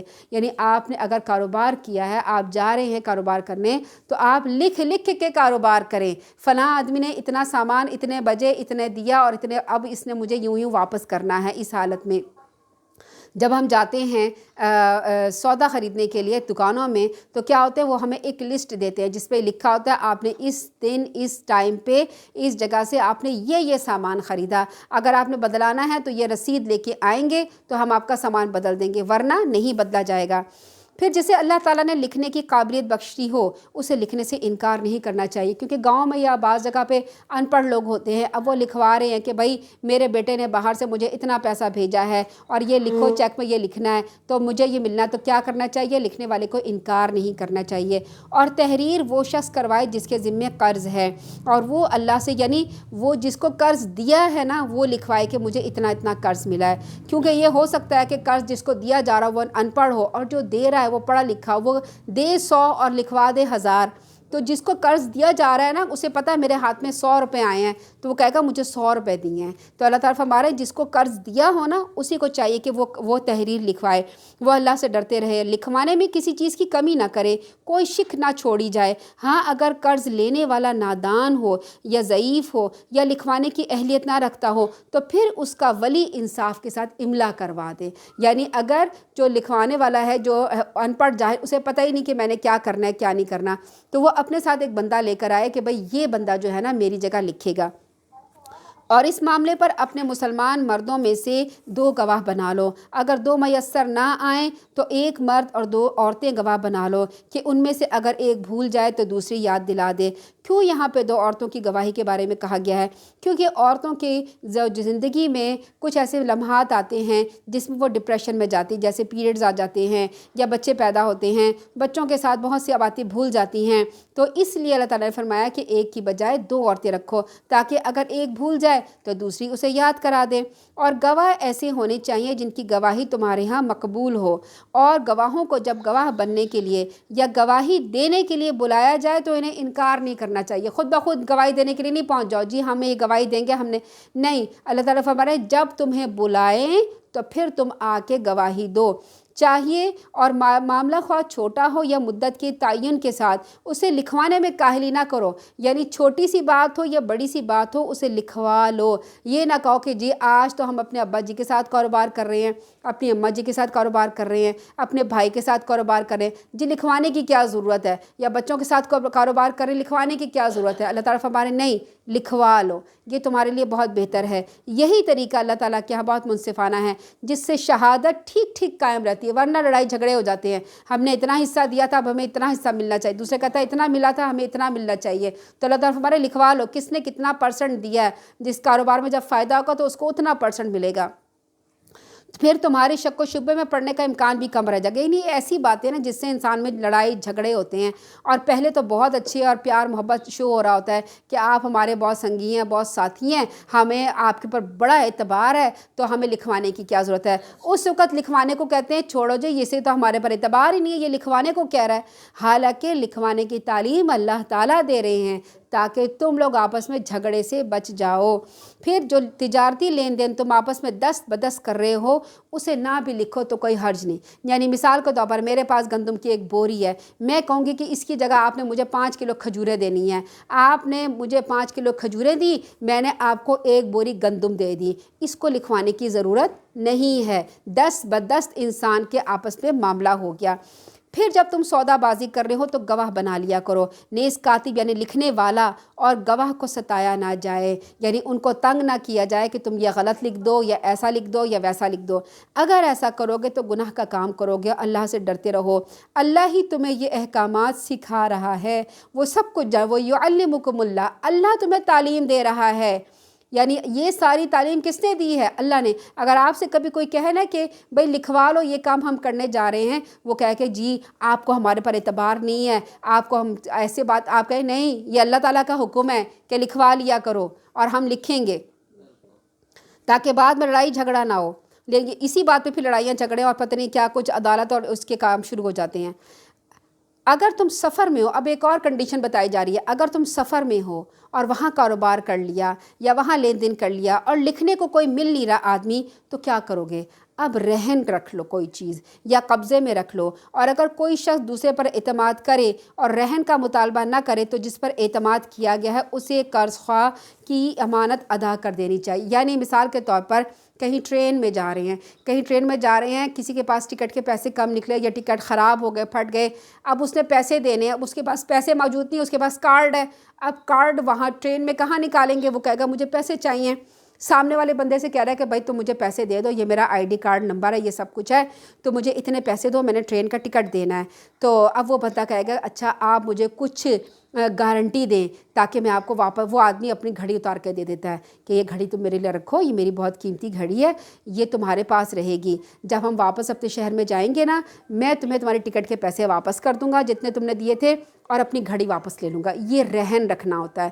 یعنی اگر آپ کو سفر میں لین دین کی ضرورت پیش آ جائے تو آپ کیا کریں؟ رہن رکھ لیا کریں کوئی چیز، اور اللہ سے ڈرنا چاہیے جو اس کا رب ہے۔ شہادت کو ہرگز نہ چھپاؤ، یعنی گواہی دو، سچی گواہی دو۔ جو شخص شہادت کو چھپاتا ہے بلا شبہ اس کا دل گناہ گار ہے۔ یعنی ٹرین میں 2 کی بجائے 3 بندے تھے، ایک کو گواہ بنا لے کہ بھئی یہ میں نے گھڑی دی ہے، اب جب شہر میں پہنچے تو اس نے گھڑی جو ہے وہ بہت پرانی سی کوئی اور دے دی، تو گواہی کا کہا کہ گواہ نے کہا کہ بھئی آپ بتائیں میں نے تو یہ والی گھڑی دی تھی، وہ کہے گا مجھے کیا پتہ، میرے سامنے تو یہ بات ہی نہیں ہوئی تھی، میں تو اس وقت سو رہا تھا۔ تو اللہ تعالیٰ فرماتے نہیں، گواہی جس کو پوچھی جائے نا وہ سچی گواہی دے، ورنہ اس کا دل گناہ گار ہے۔ جو کام بھی تم کرتے ہو اسے اللہ تعالیٰ خوب جانتا ہے۔ پھر اللہ تعالیٰ فرماتے ہیں للہ ما فی السماوات والارض، یعنی اللہ تعالیٰ فرما رہے ہیں آیت نمبر 284 سے 286 میں، احکام شریعت پر نیک نیت کے ساتھ عمل کرو، اور غلبہ اور اقتدار تو صرف اللہ تعالیٰ کا ہی ہے۔ آگے اللہ تعالیٰ فرما رہے ہیں جو کچھ آسمانوں میں زمینوں میں ہے سب کچھ اللہ کا ہی ہے، جو کچھ تمہارے دلوں میں ہے خواہ تم اسے چھپاؤ یا ظاہر کرو، اللہ تم سے اس کا حساب لے لے گا، پھر جسے چاہے بخش دے گا، جسے چاہے سزا دے گا، وہ ہر چیز پہ قدرت رکھتا ہے۔ اس آیت میں بتایا گیا ہے کہ زمین اور آسمان کا مالک اللہ تعالیٰ ہے، تو تبدیلی امامت کا اختیار، ہر چیز کا اختیار کس کے لیے ہے؟ اللہ تعالیٰ کے لیے ہے۔ رسول پر جو کچھ اس کے رب کی طرف سے نازل ہوا اس پر وہ خود بھی ایمان لائے، سارے مومن بھی ایمان لائے، یہ سب اللہ پر، اس کے فرشتوں پر، اس کے کتابوں پر اور اس کے رسولوں پر ایمان لائے، اور کہتے ہیں ہم اللہ کے رسولوں میں سے کسی میں بھی تفریق نہیں کرتے۔ پھر وہ یہ بھی کہتے ہیں کہ ہم نے اللہ کے احکام سنے، ان کی اطاعت قبول کی، اے ہمارے رب ہم تیری مغفرت چاہتے ہیں، تیری طرف ہی لوٹ کے جاتے ہیں۔ اللہ کسی شخص کو اس کی طاقت سے زیادہ تکلیف نہیں دیتا۔ یعنی جتنے بھی قوانین سورہ بقرہ میں بیان کیے گئے ہیں وہ ایسے قوانین ہیں جن پر عمل کیا جا سکتا ہے اور عمل کرنا ہی ہوگا، کیونکہ اللہ تعالیٰ نے یہ انسانوں کے فائدے کے لیے بنائے ہیں، کسی انسان کی تکلیف کے لیے نہیں بنائے، کسی پہ بوجھ۔ اب وراثت کے قانون ہیں وہ کس لیے ہیں؟ وہ اللہ تعالیٰ نے انسانوں کے لیے بنائے ہیں تاکہ وہ ان پہ عمل کریں اور سب کے ساتھ انصاف کریں۔ نکاح کے، عدت کے، طلاق کے سارے معاملات اللہ تعالیٰ نے، حج، عمرہ، زکوٰۃ، سارے اللہ تعالیٰ نے خرچ کرنے کے معاملات بتا دیے، اور کہا کہ کوئی بھی کام جو ہے نا تمہارے پر بوجھ نہیں ہے، یہ تم یہ کام آسانی کے ساتھ کر سکتے ہو۔ اگر کوئی شخص اچھا کام کرے گا تو اسے اس کا اجر ملے گا، اگر برا کام کرے گا تو اس کا وبال اسی پر ہوگا۔ اے ایمان والو، اللہ تعالیٰ سے یوں دعائیں کیا کرو، اے ہمارے رب اگر ہم سے بھول چوک ہو جائے، ربنا ولا تحملنا، نہیں یہ ہے ربنا لا تؤاخذنا ان نسینا او اخطأنا، ربنا ولا تحمل علینا اصرا كما حملته على الذین من قبلنا، ربنا ولا تحملنا ما لا طاقة لنا به واعف عنا واغفر لنا وارحمنا انت مولانا فانصرنا على القوم الكافرین۔ اے ہمارے رب اگر ہم سے بھول چوک ہو جائے، یعنی یہ کام جو آپ نے سورہ بقرہ میں بیان فرمائے ہیں، اگر ہمیں کرتے ہوئے خلوص نیت سے کرتے ہوئے کچھ بھول چوک ہو جائے تو اس پہ گرفت نہ کرنا۔ اے ہمارے رب ہم پر اتنا بھاری بوجھ نہ ڈالنا جتنا تو نے ہم سے پہلے لوگوں پہ ڈالا۔ اے ہمارے رب جس بوجھ کو اٹھانے کی ہمیں طاقت نہیں وہ ہم سے نہ اٹھوائیو، ہم سے درگزر فرمانا، ہمیں بخش دینا، ہم پر رحم فرمانا، تو ہی ہمارا مولا ہے، لہٰذا کافروں کے مقابلے میں ہماری مدد فرمانا۔ یہاں پر اللہ تعالیٰ نے خلاصہ اللہ تعالیٰ نے کیا فرمایا ہے کہ اللہ تعالیٰ سے مضبوط تعلق کی بنیاد پر آخری امت کو یعنی مسلمانوں کو آخری شریعت کے احکامات پر نیک نیتی کے ساتھ حسب استطاعت عمل کرنا چاہیے تاکہ کافروں پر خصوصاً اہل کتاب پر غلبہ حاصل ہو سکے۔ جو سورہ بقرہ میں اللہ سبحانہ تعالیٰ نے مضامین پیش کیے ہیں وہ یہ مضامین ہیں جو اگر آپ غور سے دیکھیں، جیسے شادی کے معاملات ہیں نکاح کے، اس میں کسی کے اوپر بوجھ نہیں ڈالا کہ جہیز دینا ہے، بری دینا ہے، مہندیاں کرنی ہیں اور اپٹنیں کرنی ہیں اور براتیں کرنی ہیں۔ سادہ سا ایک نکاح ہے اور اس کا ولیمہ ہے، کیوں؟ تاکہ انسان یہ کام آسانی سے کر سکے اور معاشرے میں برائی نہ پھیلے۔ پھر عدت کے جو قوانین اللہ تعالیٰ نے بیان کیے، پھر وراثت کے قوانین اللہ تعالیٰ نے بیان کیے، پھر نماز، روزہ، زکوٰۃ، حج، پھر اس کے بعد جو یتیموں کے ساتھ حسن سلوک ہے، بیواؤں کے ساتھ حسن سلوک ہے، یہ سارے معاملات جب غور سے دیکھیں تو پتہ چلتا ہے اللہ تعالیٰ نے اس لیے دیے کہ تمام معاشرے کے مسلمان جو ہیں وہ مل جل کے رہیں، آپس میں پیار محبت سے رہیں، ایک دوسرے کے ساتھ نفرت نہ پلے۔ شراب کو، جوئے کو اللہ تعالیٰ نے حرام قرار دیا کہ ان چیزوں کی وجہ سے آپس میں لڑائیاں ہوتی ہیں، قتل و غارت گری ہوتی ہے، جو لوگوں کے ساتھ زیادتیاں ہوتی ہیں، اس سے مسلمانوں کے دل پھٹ جاتے ہیں۔ اسی طرح جب طلاق دو کسی کو تو کیا کرو، اسے تحفے تحائف دے کے رخصت کرو تاکہ دو خاندان آپس میں ملے جلے رہیں، آپس میں لڑائیاں نہ کریں۔ کیوں؟ کہ تاکہ تم متحد رہو۔ جب ہمارا مسلمانی معاشرہ متحد ہوگا تو وہ جہاد کر سکے گا، تو وہ دین کا کام کر سکے گا۔ اگر آپس میں ہی لڑتے رہیں گے تو پھر نہ جہاد ہوگا اور نہ دین کا کام ہوگا جو اصل کام مسلمانوں کا ہے۔ سورہ آل عمران مرکزی مضمون اہل کتاب کو دعوت دینی ہے، نیکی کی ترغیب دینی ہے، انہیں برائی سے روکنا ہے اور مسلمانوں کا باہمی اتحاد اتفاق مضبوط کرنا ہے۔ اور سورہ فاتحہ میں ضالین کا جواب ہے۔ سورہ بقرہ میں تو یہودیوں کے بارے میں اللہ تعالیٰ نے کھول کھول کے بیان کیا۔ اس سورہ آل عمران میں اللہ تعالیٰ جو ہے عیسائیوں کے بارے میں کھول کھول کے بیان کریں گے۔ شروع کرتے ہیں ہم اعوذ باللہ من الشیطان الرجیم، بسم اللہ الرحمن الرحیم۔ سورہ آل عمران۔ الف لام میم، اللہ لا الہ الا هو الحی القیوم۔ الف لام میم یہ حروف مقطعات ہیں جن کے معنی اللہ ہی کو معلوم ہیں۔ اللہ کے سوا کوئی الہ نہیں، وہ ہمیشہ سے زندہ ہے اور ہر چیز کو قائم رکھنے والا ہے۔ اسی نے آپ پر ایسی کتاب اتاری جو حق لے کر آئی اور اپنے سے پہلے کتابوں کی تصدیق کرنے والی۔ کون سی کتابوں کی؟ تورات کی، انجیل کی، زبور کی، صحف ابراہیم اور موسیٰ کی۔ ان کی تصدیق کرتی ہے۔ کیوں تصدیق کرتی ہے؟ ہمارے کتاب میں قرآن میں لکھا ہے کہ یہ اللہ تعالیٰ کی طرف سے اتاری گئی کتاب تھی۔ پھر اللہ تعالیٰ نے اس سے پہلے لوگوں کی ہدایت کے لیے تورات اور انجیل اتاری اور ان کے بعد فرقان یعنی قرآن مجید نازل کیا۔ اب تک جو لوگ اللہ کی آیات کا انکار کرتے ہیں انہیں سخت سزا ملے گی۔ اللہ تعالیٰ زور آور ہے، برائی کا بدلہ لینے والا ہے۔ یہاں پر یہ صفت حضرت عیسیٰ علیہ السلام میں بھی موجود نہ تھی اور اکیلے وہ معبود نہیں۔ یہاں پر یہ بات بتائی جا رہی ہے کہ یہ جو صفت ہے کہ حی اور قیوم، یہ حضرت عیسیٰ علیہ السلام میں موجود نہیں تھی کیونکہ وہ مردوں کو زندہ کر دیتے تھے۔ تو لوگ ان کو یہ دیکھ کے انہوں نے کیا کہا کہ نعوذ باللہ وہ اللہ تعالیٰ کے بیٹے ہیں۔ اس طرح سے اللہ تعالیٰ فرما رہے ہیں کہ نہیں، حی اور قیوم تو صرف اللہ تعالیٰ کی ذات ہے۔ اللہ تعالیٰ وہ ہے جس سے کوئی چیز خواہ وہ زمین میں ہو یا آسمان میں ہو کوئی پوشیدہ نہیں رہ سکتی۔ وہی ہے جیسے چاہتا ہے تمہاری ماؤں کے پیٹ میں تمہاری صورتیں بناتا ہے، اس کے سوا کوئی الہ نہیں، وہی زبردست اور حکمت والا ہے۔ اسی طرح اللہ تعالیٰ نے تمام پیغمبروں کو بھی ان کے ماں کے پیٹ میں بنایا، تو وہ معبود کیسے ہو سکتے ہیں؟ اللہ تعالیٰ تو حی ہے، وہ بچے کو پیدا کرتا ہے اور اسے زندگی دیتا ہے۔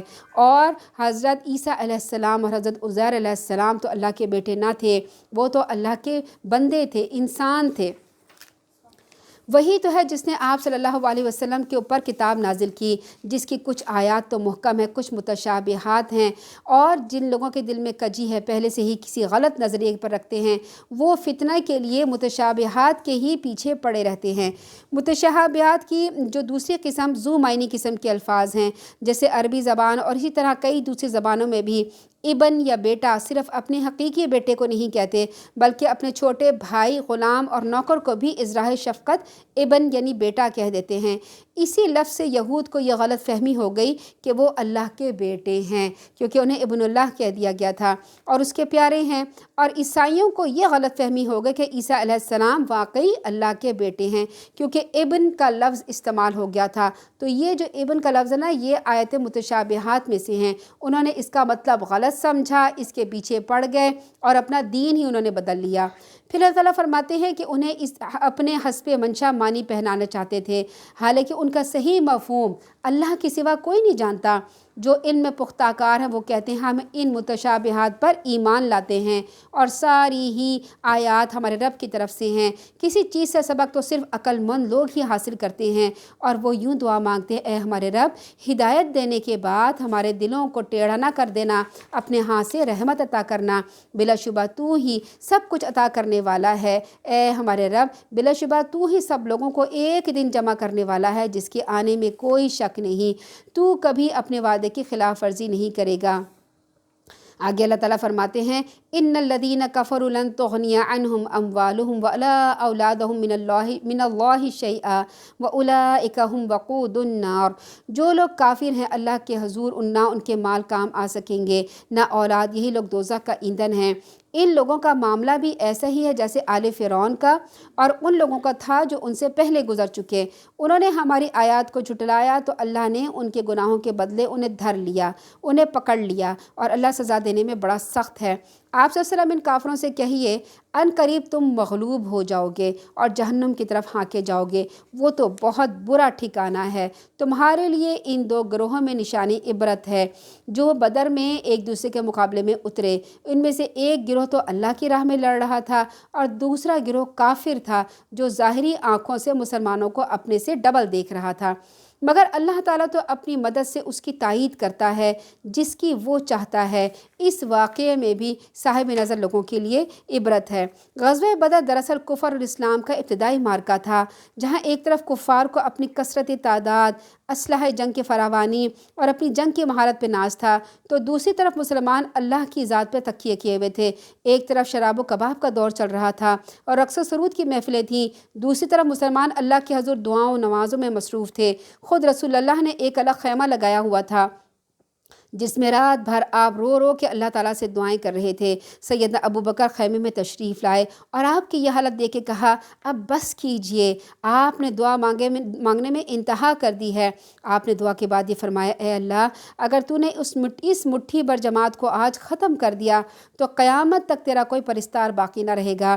یہ دعائیں مانگ کر جب آپ خیمے سے باہر نکلے تو آپ کے چہرے پر اطمینان کے آثار تھے اور اللہ تعالیٰ کی طرف سے آپ کو بشارت کی فتح مل چکی تھی۔ اللہ تعالیٰ فرماتے ہیں، لوگوں کے لیے خواہشات نفس سے محبت، جیسے عورتوں سے محبت، بیٹوں سے محبت، سونے چاندی کے جمع کردہ خزانوں سے نشان زدہ عمدہ قسم کے گھوڑوں، مویشی اور کھیتوں سے محبت دل فریب بنا دی گئی۔ یعنی ان سب کی محبت اللہ تعالیٰ نے ڈالی ہے، لیکن یہ سب کی محبت اور ان کو حاصل کرنا حلال طریقے سے ہو اور ان سب کو خرچ کرنا بھی حلال طریقے سے ہو تو ان کی محبت جائز ہے۔ لیکن اگر یہ سارے کام حرام طریقے سے حاصل کیے جائیں اور یا حرام جگہ پہ خرچ کیے جائیں تو پھر یہ چیزیں جائز نہیں ہیں، تو پھر ان کی محبت جائز نہیں ہے۔ یہ سب کچھ دنیاوی زندگی کا سامان ہے، جو بہتر ٹھکانہ ہے وہ اللہ کے پاس ہے۔ آپ صلی اللہ علیہ وسلم لوگوں سے کہیے، کیا میں تمہیں ایسی چیزوں کی خبر دوں جو اس دنیاوی سامان سے بہتر ہے؟ جو لوگ تقوی اختیار کریں ان کے لیے ان کے رب کے ہاں ایسے باغات ہیں جن کے نیچے نہریں بہہ رہی ہوں گی، وہ ان میں ہمیشہ رہیں گے۔ تقوی کا کیا مطلب ہے؟ گناہوں سے بچنے والے لوگ، وہاں انہیں پاک صاف بیویاں میسر ہوں گی اور اللہ کی رضامندی ان سب سے بڑھ کر ہوگی، اور اللہ تعالیٰ ہر وقت اپنے بندوں کو دیکھ رہا ہے جو کہتے ہیں اے ہمارے رب ہم ایمان لائے لہٰذا ہمارے گناہ بخش دے اور ہمیں دوزخ کے عذاب سے نجات دے دے۔ یہ لوگ کیسے ہیں؟ صبر کرتے ہیں، سچ بولنے والے ہیں، فرما بردار ہیں، اللہ کی راہ میں خرچ کرنے والے ہیں، رات کے آخری حصے میں استغفار کرنے والے ہیں۔ اللہ نے خود بھی اس بات کی شہادت دی کہ اس کے سوا کوئی الہ نہیں، فرشتوں نے بھی اور اہل علم نے بھی راستے اور انصاف کے ساتھ یہی شہادت دی کہ اس کے سوا کوئی الہ نہیں، وہی زبردست ہے، حکمت والا ہے۔ اللہ کے ہاں دین صرف اسلام ہے۔ اہل کتاب نے علم وحی آ جانے کے بعد جو اختلاف کیا تو اس کی وجہ محض ان کی باہمی ضد اور سرکشی تھی۔ اب دیکھیں اللہ تعالیٰ نے دین کا نام اسلام رکھا، ہم کہیں ہم مسلمان ہیں، لوگ کہتے ہیں اچھا اب آگے بتائیں کیا ہیں، اب حنفی ہیں، دیوبندی ہیں، اہل حدیث ہیں، بھئی کہہ دیں ہم مسلمان ہیں بس کافی ہے، مسلمان ہمارا ہی ہونا صحیح بات ہے اور وہی کافی ہے۔ جو شخص اللہ کی آیات سے انکار کرتا ہے تو اللہ کو اس کا حساب چکانے میں دیر نہیں لگتی۔ پھر اگر یہ اہل کتاب آپ سے جھگڑا کرے تو آپ ان سے کہہ دیجئے میں نے بھی اللہ کے سامنے اپنا سر جھکا دیا ہے، میرے پیروکاروں نے بھی، اور ان اہل کتاب اور غیر اہل کتاب کس کو کہتے ہیں؟ یہود و نصارہ کو۔ غیر اہل کتاب کہتے ہیں مشرکین مکہ کو، کیونکہ وہ صرف بتوں کو پجاری تھے، ان کے پاس کوئی کتاب نہیں آئی تھی۔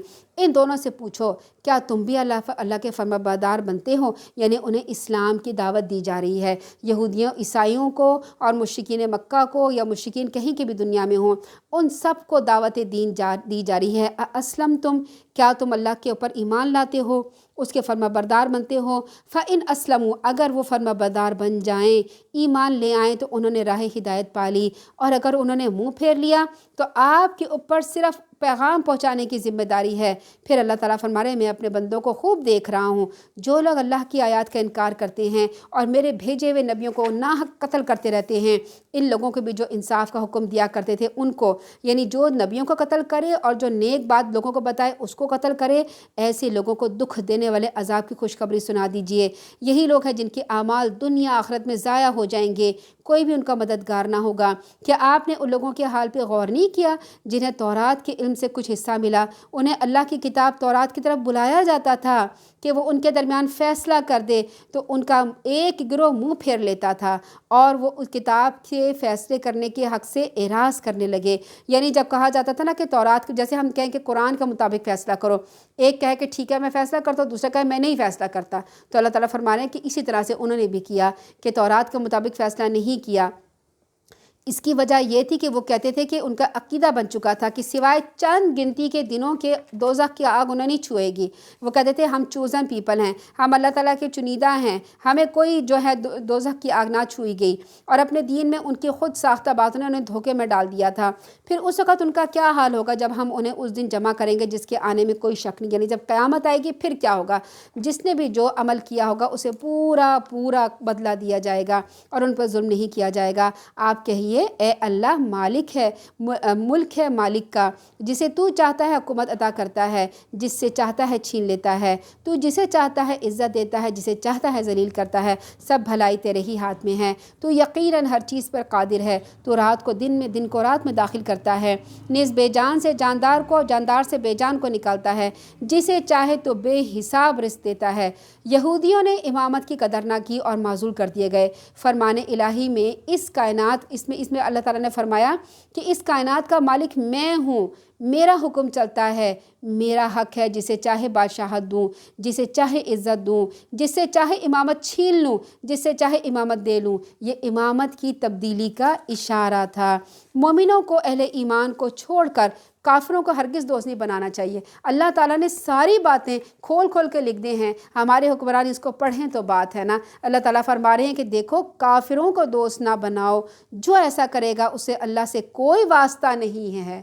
کتنی بڑی بات ہے، اللہ یہ کہ تمہیں ان کافروں سے بچاؤ کے لیے کسی قسم کا طرز عمل اختیار کرنا پڑے، یعنی دشمنوں سے صرف اس لیے تم بول چال رکھو اور کاروبار اور اپنا سب کام کاج رکھو کہ ان کی شر سے ہم بچ سکیں، ان کی شر سے ہمارا رعایا بچ سکیں، ورنہ ان کے ساتھ دوستی کرنا حرام ہے۔ اللہ تعالیٰ تمہیں اپنے آپ سے ڈراتا ہے اور اللہ ہی کی طرف لوٹ کے جانا ہے۔ آپ کہہ دیجئے کہ جو کچھ تمہارے دلوں میں ہے اسے تم چھپاؤ یا ظاہر کرو، اللہ اسے خوب جانتا ہے۔ جو کچھ آسمان و زمینوں میں ہے اسے بھی اللہ تعالیٰ جانتا ہے۔ اللہ تعالیٰ فرماتے ہیں میں تو ہر چیز پر قدرت رکھتا ہوں۔ وہ دن آنے والا ہے جب ہر شخص اپنے اچھے اعمال کو اپنے سامنے دیکھے گا اور اپنے برے اعمال کو بھی، پھر تمنا کرے گا کاش اس کے اور اس کے اعمال کے درمیان دور دراز کا فاصلہ ہوتا۔ تمہیں اپنے رب سے ڈراتا ہے اللہ تعالیٰ، تمہیں اپنے رب سے ڈراتا ہے، اور اللہ تعالیٰ اپنے بندوں پر نہایت ترس کھانے والا ہے۔ آپ کہہ دیجئے اگر تم اللہ سے محبت رکھتے ہو تو میری پیروی کرو۔ یعنی یہود و نصارہ کہتے تھے ہم تو اللہ تعالیٰ سے بہت محبت کرتے ہیں، تو اللہ تعالیٰ فرما رہے ہیں اچھا تم اللہ سے محبت رکھتے ہو تو ایسا کرو کہ رسول اللہ صلی اللہ علیہ وسلم کی پیروی کرو، اللہ خود تم سے محبت کرے گا اور تمہارے گناہ بخش دے گا۔ اللہ بہت بخشنے والا رحم کرنے والا ہے۔ آپ صلی اللہ علیہ وسلم ان سے کہیے اللہ کی اور اس کے رسول کی اطاعت کرو، اگر وہ یہ دعوت قبول نہ کرے تو ایسے کافروں کو پسند نہیں کرتا۔ اللہ تعالیٰ نے آدم علیہ السلام کو، نوح علیہ السلام کو، آل ابراہیم اور آل عمران کو تمام اہل عالم میں سے رسالت کے لیے منتخب کیا، جو ایک دوسرے کی اولاد تھے، کوئی کسی کا رب نہیں تھا۔ حضرت عیسیٰ علیہ السلام بھی اولاد تھے، حضرت موسیٰ علیہ السلام بھی، حضرت عزیر علیہ السلام بھی اولاد تھے، یہ سب کے سب ایک دوسرے کے باپ بیٹے تھے، اولاد تھے، تو ان کو رب نہ بناؤ۔ پھر جب عمران کی بیوی نے دعا کی کہ اے میرے رب میں نے منت مانی ہے، جو کچھ میرے وطن میں ہے اسے میں نے تیرے لیے وقف کیا، اسے میری اس منت کو قبول فرما۔ بلا شبہ تو ہر ایک کی سننے والا جاننے والا ہے۔ جب بچی پیدا ہوئی تو کہنے لگی میرے ہاں تو لڑکی پیدا ہو گئی ہے، حالانکہ جو کچھ اس نے جنا اللہ اسے خوب جانتا تھا، اور لڑکا لڑکی کی طرح نہیں ہوتا۔ اب میں نے اس کا نام مریم رکھ دیا، اس کو اس کی اولاد کو شیطان مردود سے پناہ میں دیتی ہوں۔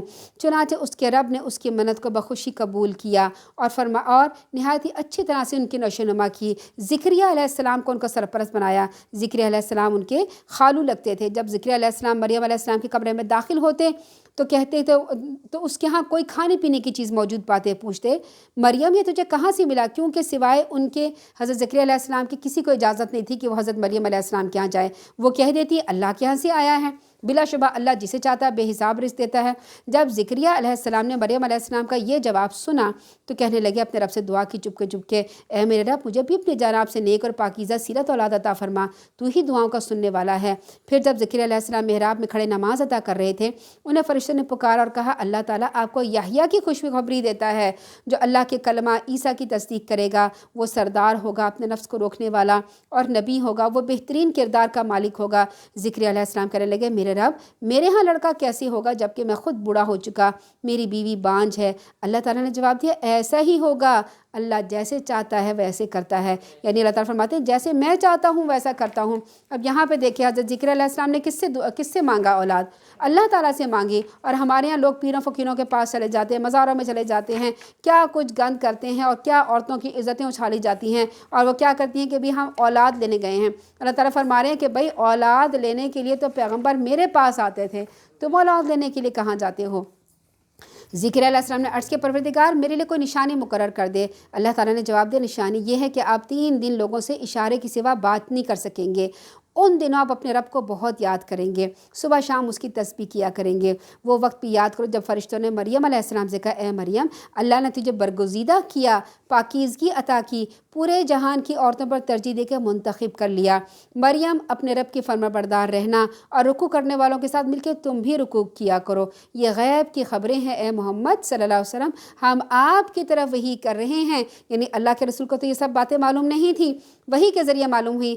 آپ صلی اللہ علیہ وسلم اس وقت ان لوگوں کے پاس موجود تو نہ تھے، یعنی ان یہود و نصاروں کے پاس، ان کے حضرت زکریا علیہ السلام کے پاس، حضرت مریم کے پاس آپ صلی اللہ علیہ وسلم تو موجود نہیں تھے جب وہ اپنے قلم اس فیصلے کی خاطر پھینک رہے تھے کہ ان میں مریم کا سرپرست کون بنے گا۔ نہ ہی آپ اس وقت ان کے پاس موجود تھے جب وہ باہم جھگڑا کر رہے تھے، کیونکہ حضرت مریم علیہ السلام وہاں کے ایک پاکیزہ انسان کی بیٹی تھی، کہا جاتا ہے کہ وہاں کے مسجد کے امام کی بیٹی تھی۔ تو سب لوگ کہنے لگے کہ ان کی کفالت ہم کریں گے۔ جب ان کو پتہ چلا کہ ان کی والدہ نے ان کو مسجد کے لیے وقف کر دیا ہے تو پھر سب کہنے لگے ہم، پھر ان کے لیے قرآن اندازی ہوئی، قرآن اندازی میں حضرت زکریا علیہ السلام کا نام لکھا۔ جب فرشتوں نے مریم علیہ السلام سے کہا مریم اللہ تجھے اپنے ایک کلمے کی بشارت دیتا ہے، اس کا نام مسیح عیسیٰ بن مریم ہوگا، وہ دنیا اور آخرت میں معزز ہوگا، اللہ کے مقرب بندوں میں ہوگا، لوگوں سے اپنے بچپنے میں پیدا ہوتے ساتھ ہی گہوارے میں کلام کرے گا، بڑی عمر کو پہنچ کے تو سب لوگ باتیں کرتے ہیں، کیوں خصوصی طور پر بیان کیا گیا؟ کیونکہ حضرت عیسیٰ علیہ السلام جوانی کی عمر میں اوپر اٹھا لیے گئے تھے، وہ واپس آئیں گے، بوڑھے ہوں گے تو وہ تب بھی باتیں کریں گے، تو یہ نشانی دی گئی ہے کہ وہ بڑی عمر میں واپس آئیں گے اور بڑا نیک سیرت ہوگا۔ مریم علیہ السلام کہنے لگی پروردگار میرے ہاں بچہ کیسے ہوگا جبکہ مجھے کسی آدمی نے چھوا نہیں ہے؟ اللہ تعالیٰ نے فرمایا ایسا ہی ہوگا، اللہ جو کچھ چاہتا ہے پیدا کرتا ہے، وہ تو جب کسی کام کا فیصلہ کر لیتا ہے اسے کہتا ہے ہو جا تو وہ ہو جاتی ہے۔ اور اسی میں حضرت مریم علیہ السلام اور حضرت عیسیٰ علیہ السلام کی پیدائش کے بارے میں بتایا گیا تاکہ عیسائی لوگ جب یہ پڑھیں تو ان کو پتہ چلے کہ حضرت عیسیٰ علیہ السلام اور حضرت مریم علیہ السلام کیسے پیدا ہوئے تھے، وہ تو ان کو خدا تصور کرتے ہیں۔ اللہ تعالیٰ اسے یعنی عیسیٰ بن مریم کو کتاب اور حکمت، تورات اور انجیل کی تعلیم دے گا اور اسے بنی اسرائیل کی طرف رسول بنا کے بھیجے گا۔ حضرت عیسیٰ علیہ السلام کو اللہ تعالیٰ نے بلا کا حافظہ عطا فرمایا تھا اور وہ بہت ہی خوش نویس تھے، اپنے ہاتھ سے تورات لکھا کرتے تھے۔ تورات پر انہیں اتنا عبور تھا کہ جب یہودی علماء ان سے کسی بات پر بحث کرتے تو آپ تورات کے زبانی حوالے دے کے انہیں قائل کرتے اور چپ کرا دیتے تھے اور وہ لوگ حیران اور ششدر رہ جاتے تھے۔ پھر اللہ تعالیٰ فرماتے ہیں میں تمہارے رب کی طرف سے تمہارے پاس نشانی لے کے آیا ہوں، میں تمہارے سامنے مٹی سے ایک پرندے کی شکل بناتا ہوں۔ یعنی اب وہ یہاں پر اپنے معجزات کو ظاہر کر رہے ہیں۔ آپ نے بھی کبھی بچپن میں اپنے اسکول کے زمانے میں یا بچپن میں مٹی سے کھلونے بنائے ہوں گے۔ مٹی سے کھلونے بناتے ہیں تو بناتے بناتے کبھی اس کا ایک چیز ٹوٹ جاتی ہے، کبھی دوسری چیز ٹوٹ جاتی ہے، کبھی کریک پڑ جاتا ہے۔ پھر گھر میں سے کوئی بڑا ہوتا ہے وہ بتاتا ہے کہ اچھا اگر مٹی کی چیز تو تم نے کھلونا بنایا ہے نا، اسے آگ میں پکاؤ نا تو یہ پکا رہے گا، پھر تمہارا نہیں ٹوٹے گا۔ تو ہم طرح طرح کے جتن کرتے تھے، مٹی سے کھلونے بناتے تھے۔ تو اللہ تعالیٰ نے ان کو زبردست قسم کا معجزہ دیا تھا۔ وہ مٹی کا ایک پرندہ اپنے ہاتھ سے بناتے تھے اور اس میں پھونک مارتے تھے، وہ پرندہ اللہ کے حکم سے اسی وقت زندہ ہو جاتا تھا اور وہ ہوا میں اڑ جاتا تھا۔ پھر اللہ تعالیٰ فرماتے ہیں کہ اللہ کے حکم سے جو پیدائشی اندھا پیدا ہوتا تھا اور کوڑی اس کو ٹھیک کر دیتے تھے، ہاتھ اس کے اوپر لگاتے تھے اور وہ کہتے تھے اللہ کے حکم سے، اور وہ ٹھیک ہو جاتا تھا۔ مردوں کو زندہ کر دیتے تھے۔ نیز جو کچھ تم کھاتے ہو اپنے گھروں میں ذخیرہ کرتے ہو سب تمہیں بتا دیتا ہوں، اگر تم ایمان لانے والے ہو تو تمہارے لیے ان باتوں میں کافی نشانیاں ہیں۔ سیدنا عیسیٰ علیہ السلام کے زمانے میں طب کا فن بہت عروج پہ پہنچا ہوا تھا۔ بڑے بڑے حکماء یونان، بقراط، سقراط اور ارطاطیس وغیرہ نے اس دور میں بڑی شہرت پائی، لہٰذا عیسیٰ علیہ السلام کو معجزات بھی ایسے عطا کیے گئے جو وہاں کے جو ڈاکٹر سو کالڈ ڈاکٹر یا طبیب کہا جاتا تھا ان کی دسترس سے باہر تھے۔ مثلا مٹی سے ایک جیتا جاگتا پرندہ بنا لینا، مردوں کو کہتے تھے اٹھ جاؤ، کھڑے ہو جاؤ، وہ کھڑے ہو کے باتیں کرنے لگتے تھے، اندھوں کی آنکھوں پہ ہاتھ پھیرتے وہ درست کر دیتے تھے۔ یہ ایسے معجزات ہیں جو آج کے دور میں بھی کوئی انسان، کوئی ڈاکٹر، کوئی ٹیکنالوجی نہیں کر سکتی۔ آج تو کوئی کسی مردے کو زندہ نہیں کر سکتے۔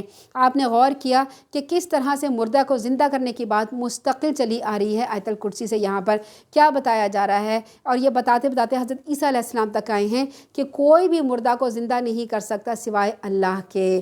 جب دجال آئے گا تو اس وقت اپنے ایمان کو مضبوط رکھنا، اپنی اولادوں کو یہ ٹرانسفر کرتے جانا کہ کوئی بھی نہیں زندہ کر سکتا سوائے اللہ کے۔ اللہ تعالیٰ فرماتے ہیں تورات کی ہدایت جو میرے زمانے میں موجود ہے میں اس کی تصدیق کرتا ہوں، نیز اس لیے آیا ہوں کہ بعض باتیں جو تم پر حرام کر دی گئی ہیں انہیں حلال کر دوں۔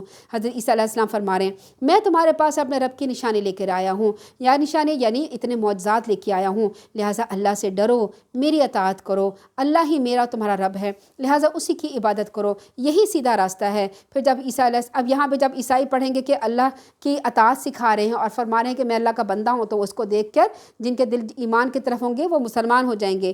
پھر جب عیسیٰ علیہ السلام کو ان کے کفر اور انکار کا پتہ چل گیا تو کہنے لگے کوئی ہے جو اللہ کے دین کے لیے میری مدد کرے؟ حواری کہنے لگے ہم اللہ کے دین کے مددگار ہیں، ہم اللہ پر ایمان لاتے ہیں اور گواہ رہیے ہم مسلمان ہیں، اللہ کے فرما بردار ہیں۔ اے ہمارے رب جو کچھ تو نے ہم پہ نازل کیا ہم نے اسے مان لیا، رسول کی پیروی کی، لہٰذا ہمارا نام گواہی دینے والوں میں لکھ لیں۔ جن حواریوں نے حضرت عیسیٰ علیہ السلام کی بات پہ لبیک کہا تھا، اللہ تعالیٰ نے ان کو اتنا برگزیدہ کیا کہ وہ جو 12 حواری تھے ان کی بات کو انہوں نے لے لیا اور کہا کہ میں ساری دنیا میں تمہارے دین کو غالب کر کے رہوں گا۔ آج دیکھیں کرسچینٹی جو ہے وہ ایک جو مذہب ہے وہ پوری دنیا میں غالب سب سے بڑا مذہب ہے۔ اور اب بنی اسرائیل خفیہ تدبیر کرنے لگے حضرت عیسیٰ علیہ السلام کے خلاف، جواب میں اللہ تعالیٰ نے بھی ان کی تدبیر انہی پہ لوٹا دی۔ اللہ سب سے بہتر تدبیر کرنے والا ہے، وہ اللہ کی تدبیر ہی تھی جب اس نے حضرت عیسیٰ سے فرمایا عیسیٰ اب میں تمہیں اٹھانے والا ہوں، واپس لینے والا ہوں، اور ان کافروں سے تجھے پاک کر دوں گا۔ جو لوگ تیری پیروی کریں گے نا، انہیں تا قیامت ان کافروں پہ غالب رکھوں گا۔ یعنی حضرت عیسیٰ علیہ السلام کو ماننے والے قیامت تک غالب رہیں گے۔ تم سب کو بالآخر ہمارے پاس، ہم مسلمان بھی الحمدللہ حضرت عیسیٰ علیہ السلام اور سارے پیغمبروں کو مانتے ہیں الحمدللہ، تم سب کو بالآخر میرے پاس آنا ہے، تو میں تمہارے درمیان ان باتوں کا فیصلہ کر دوں گا جن میں تم آپس میں جھگڑ رہے تھے۔ کیا جھگڑ رہے تھے؟ وہ کہتے تھے عیسیٰ علیہ السلام خدا کے نعوذ باللہ بیٹے ہیں، حضرت مریم کو بھی خدا مانتے تھے، ہاں، اور یہودی حضرت عزیر علیہ السلام کو نعوذ باللہ اللہ کا بیٹا مانتے تھے۔ تو اللہ فرمایا جو تم آپس میں لڑتے جھگڑتے ہو نا، میں فیصلہ کروں گا۔ جن لوگوں نے کفر کیا ہے انہیں میں دنیا میں اور آخرت میں شدید سزا دوں گا، کوئی بھی ان کی مدد کرنے والا نہیں ہوگا، البتہ جو لوگ ایمان لاتے ہیں، انہوں نے اچھے عمل کیے، ان کو پورا پورا بدلہ دوں گا۔ اللہ ظالموں کو پسند نہیں کرتا۔ یہ آیات ذکر اور حکمت سے لبریز تذکرے ہیں جو ہم آپ کو پڑھا کے سناتے ہیں۔ بلا شبہ اللہ کے ہاں عیسیٰ علیہ السلام کی مثال آدم علیہ السلام جیسی ہے، جسے اللہ نے مٹی سے پیدا کیا، پھر اسے حکم دیا ہو جا تو وہ ہو گیا۔ یعنی حضرت عیسیٰ علیہ السلام کو اللہ تعالیٰ نے فرمایا تھا نا کہ مٹی سے ایک پرندہ بناؤ اور اس میں پھونک مارو، تو یہ بھی اس طرح کی اس میں یہ بھی حکمت ہوگی کہ حضرت آدم علیہ السلام کو کیسے اللہ تعالیٰ نے پیدا کیا وہ بھی بتا دیا۔ اللہ تعالیٰ نے حضرت آدم علیہ السلام کو اپنی ہاتھ سے پیدا کیا، مٹی سے پیدا کیا، پھر اس میں اپنی پھونک ماری تو پھر وہ آنکھیں دیکھنے لگے، سننے لگے، بولنے لگے۔ اس کے بعد ساری جتنی جنریشن ہے وہ اللہ تعالیٰ نے دوسرے طریقے سے چلائی۔ تو یہی جو سین تھا حضرت عیسیٰ علیہ السلام کے بھی ہاتھ سے بھی کروایا کہ انہوں نے مٹی سے بناتے تھے پرندہ، اس میں پھونک مارتے تھے اور وہ اڑنے لگتا تھا۔ تو پتہ اللہ تعالیٰ نے فرمایا کہ تم عیسیٰ علیہ السلام کو کہتے ہو نعوذ باللہ کہ یہ بغیر باپ کے پیدا ہوئے ہیں، تو نعوذ باللہ یہ اللہ کے بیٹے ہو گئے۔ نہیں، ان کی مثال تو دیکھو حضرت آدم جیسی ہے۔ حضرت آدم کو تو میں نے مٹی سے پیدا کیا، ان کے تو نہ ماں تھے نہ باپ تھے، تم یہ کیسی باتیں کرتے ہو؟ اللہ تعالیٰ فرماتے ہیں تمہارے رب کی طرف سے حق آ چکا، لہٰذا اے محمد شک کرنے والوں میں سے نہیں ہونا۔ کوئی شخص علم یعنی وحی آ جانے کے بعد پھر آپ سے جھگڑا کرے گا تو آپ اس سے کہیے آؤ ہم تم اپنے اپنے بیوی بچوں کو بلائیں، خود بھی حاضر ہوں، اللہ سے گڑ گڑا کے دعا کریں، جو جھوٹا ہو اس پہ اللہ کی لعنت ہو۔ یہ بالکل سچے واقعات ہیں۔ اس آیت کو آیت مباہلہ کہا گیا ہے۔ اس میں کیا ہوتا تھا کہ جب کوئی پیغمبر سے جھگڑا کرتا تھا تو پیغمبر آخرکار جب وہ بات نہیں مانتے تھے تو فرماتے تھے کہ آؤ میدان میں آ جاؤ اپنے بیوی بچوں کو لے کے، ہم بھی اپنے بیوی بچوں کو لے کے آمنے سامنے بیٹھ کے ایک دوسرے پہ لعنت کریں گے، اللہ تعالیٰ سے دعا کریں گے، تو جو سچا ہوگا وہ زندہ رہ جائے گا، جو سچا نہیں ہوگا وہ تباہ ہو جائے گا۔ اگر اس وقت کے عیسائی جو حضرت اللہ کے رسول کے پاس آئے تھے وہ یہ آیت مباہلہ کی وجہ سے مباہلہ کر لیتے اور وسلم اپنے بیوی بچوں کو لے کے آتے اور عیسائی جو تھے نجران کے وہ آ جاتے تو وہ تباہ و برباد ہو جاتے۔ انہوں نے کہا کہ اگر یہ پیغمبر ہیں جو واقعی ہمیں پیغمبر لگتا ہے تو پھر ہم تباہ و برباد ہو جائیں گے۔ انہوں نے کہا کہ ہم یہ مباہلہ نہیں کریں گے، ہم واپس جائیں گے اور جزیہ دیں گے، یعنی ٹیکس دیں گے آپ کو، جو ہم جو ہے حاکم مان لیں گے۔ آپ ان سے کہیے اے اہل کتاب ایسی بات کی طرف آؤ جو ہمارے تو تمہارے درمیان یکساں ہیں، ایک جیسی، یعنی اہل کتاب میں ہماری بات میں کیا یکساں ہے؟ اللہ ایک ہے۔ وہ یہ ہے کہ اللہ کے سوا عبادت نہ کرو، کسی کو اس کا شریک نہ بناؤ، نہ ہی ہم میں سے کوئی شخص اللہ کو چھوڑ کے کسی دوسرے کو رب بنائے۔ اگر وہ اس سے بات موڑ لے تو ان سے کہیے کہ گواہ رہو ہم تو اس کے فرما بردار ہیں۔ اے اہل کتاب تم کیوں ابراہیم علیہ السلام کے بارے میں جھگڑا کرتے ہو کہ وہ تو یہودی تھے یا نصارہ، حالانکہ تورات اور انجیل تو نازل ہی ان کے بعد ہوئی ہے۔ وہ کہتے تھے کہ حضرت ابراہیم علیہ السلام نعوذ باللہ یہودی ہیں، اور جو عیسائی ہیں وہ کہتے ہیں نعوذ باللہ حضرت ابراہیم علیہ السلام عیسائی ہیں، حالانکہ عیسائی اور یہودی تو بنے ہی بعد میں، پہلے تو حضرت ابراہیم علیہ السلام آئے تھے۔ اللہ تعالیٰ فرماتے ہیں تمہیں کچھ علم نہیں، تم جانتے ہو، تم کیسی باتیں کر رہے ہو؟ نہ تو حضرت ابراہیم علیہ السلام یہودی تھے نہ عیسائی، بلکہ سب سے ہٹ کر اللہ ہی کا حکم ماننے والے تھے، وہ مشرکوں میں سے نہیں تھے۔ بلا شبہ سیدنا ابراہیم علیہ السلام سے قریب وہ لوگ ہیں جنہوں نے ان کی پیروی کی، یہ نبی اور اس پر ایمان لانے والے، اور اللہ ایمان لانے والوں کا حامی و مددگار ہے۔ آگے اللہ تعالیٰ فرماتے ہیں اے اہل کتاب تم حق اور باطل یعنی سچ اور جھوٹ کو کیوں ملاتے جلاتے ہو؟ جانتے بوجھتے ساری باتوں کو کیوں چھپا جاتے ہو؟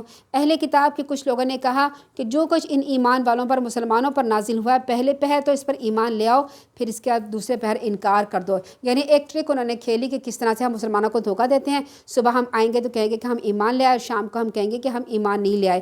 اس طرح سے کیا ہوتا ہے کہ جو لوگ ایمان لاتے تھے نا ان کے دل میں بھی شک آنے لگتا تھا۔ پھر آگے اللہ تعالیٰ فرماتے ہیں ایسے اہل یہود کی شر کی بھی وضاحت کی جا رہی ہے اور خیر کی بھی، کہ یہودیوں میں کچھ اچھے لوگ بھی تھے اور کچھ برے لوگ بھی۔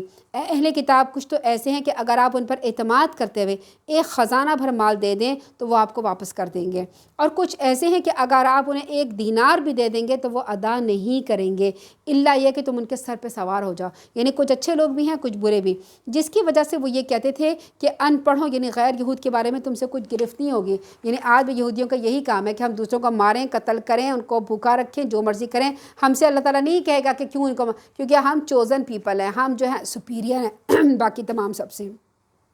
تو اللہ تعالیٰ کی طرف یہ جھوٹی باتیں لگاتے تھے۔ بات یہ ہے کہ جس شخص نے بھی اللہ کے کیے ہوئے وعدے کو پورا کیا اور اللہ سے ڈر گیا تو اللہ ایسے لوگوں کو، ایسے پرہیزگاروں کو پسند کرتا ہے۔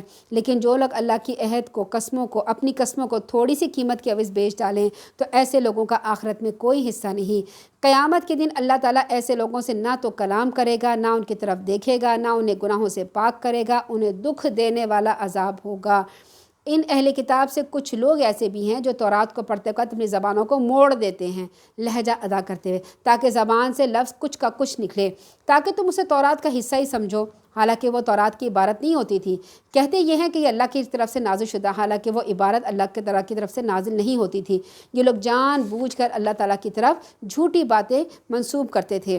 وہ وقت بھی یاد کرو جب اللہ تعالیٰ نے تمام انبیاء سے یہ عہد لیا کہ اگر میں تمہیں کتاب و حکمت عطا کروں اور کوئی ایسا رسول آئے جو اس کتاب کی تصدیق کرتا ہو جو تمہارے پاس ہو، یعنی یہودیوں کے پاس یہودی کی کتاب ہو، اور ہمارے قرآن میں اللہ تعالیٰ فرما رہے ہیں کہ بھئی تورات اللہ تعالیٰ کی طرف سے اتاری ہوئی ہے، یا عیسائیوں سے فرما رہے ہیں کہ دیکھو تمہارے پاس انجیل ہے اور اس کی تصدیق ہمارا قرآن کر رہا ہے کہ ہاں اللہ تعالیٰ نے انجیل اتاری تھی، تو پھر تم کیا کرو گے؟ جو تمہیں ایمان، جو پیغمبر آئے گا اس کی تمہیں مدد کرنی ہوگی۔ کیا تم اس بات کا اقرار کرتے ہو، مانتے ہو، یہ میرا وعدہ پورا کرتے ہو، میرے اس عہد کی ذمہ داری قبول کرتے ہو؟ نبیوں نے جواب دیا ہم اس کا اقرار کرتے ہیں۔ تو اللہ تعالیٰ نے فرمایا اب تم اس بات پہ گواہ رہو، میں خود بھی تمہارے ساتھ گواہ ہوں۔ پھر اس کے بعد جو بھی عہد سے پھر جائے گا، ایسے لوگ فاسق ہیں۔ کیا یہ لوگ اللہ کے دین کی سوا اور دین چاہتے ہیں؟ حالانکہ آسمان اور زمینوں میں جو کچھ بھی موجود ہے سب کے سب چاروں نچار اسی کتاب فرمان ہیں، سب کے سب مسلمان ہیں، چاہے سورج ہے، چاند ہے، ستارے ہوں، اللہ تعالیٰ نے تمام مخلوق کو جو حکم دیا ہے وہ اس کے مطابق کیے چلا جا رہا ہے، وہ نافرمانی نہیں کرتا۔ نافرمان تو صرف انسان ہیں۔ اور آپ صلی اللہ علیہ وسلم ان سے کہہ دیجئے ہم اللہ پر، اس چیز پر ایمان لاتے ہیں جو ہم پہ اتاری گئی۔ یہ نہیں کہ جب ان کے ہاتھوں میں تحریف شدہ چیزیں ہیں، اب بدل گئی ہے تورات انجیل، اس پر ایمان نہیں لاتے۔ جو اللہ نے تورات میں اتارا تھا، جو انجیل میں اتارا تھا، اس پر ایمان لاتے ہیں۔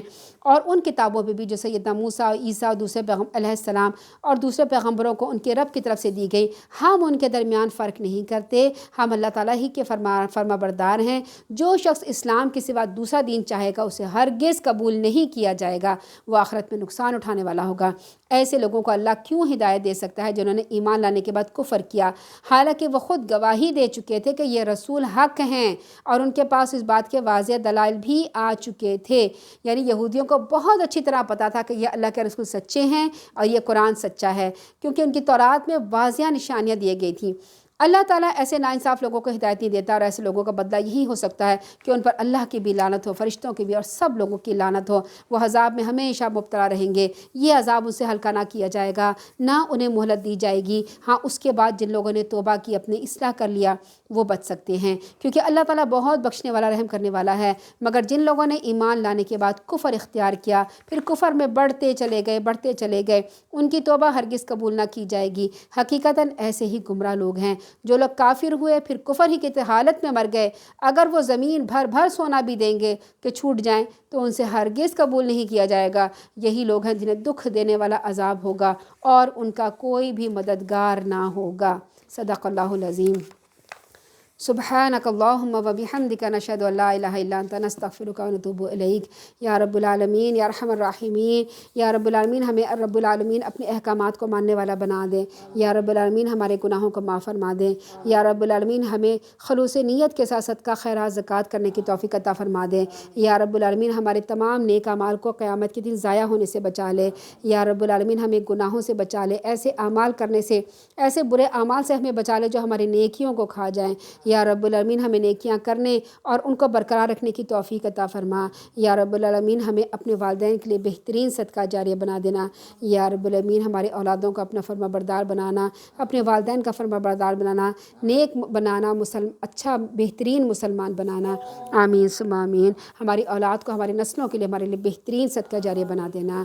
آمین ثم آمین۔ اللہم صلی علی محمد وعلی آل محمد کما صلیت علی ابراہیم وعلی آل ابراہیم انک حمید مجید۔ اللہم بارک علی محمد وعلی آل محمد کما بارکت علی ابراہیم وعلی آل ابراہیم انک حمید مجید۔ السلام علیکم ورحمۃ اللہ وبرکاتہ۔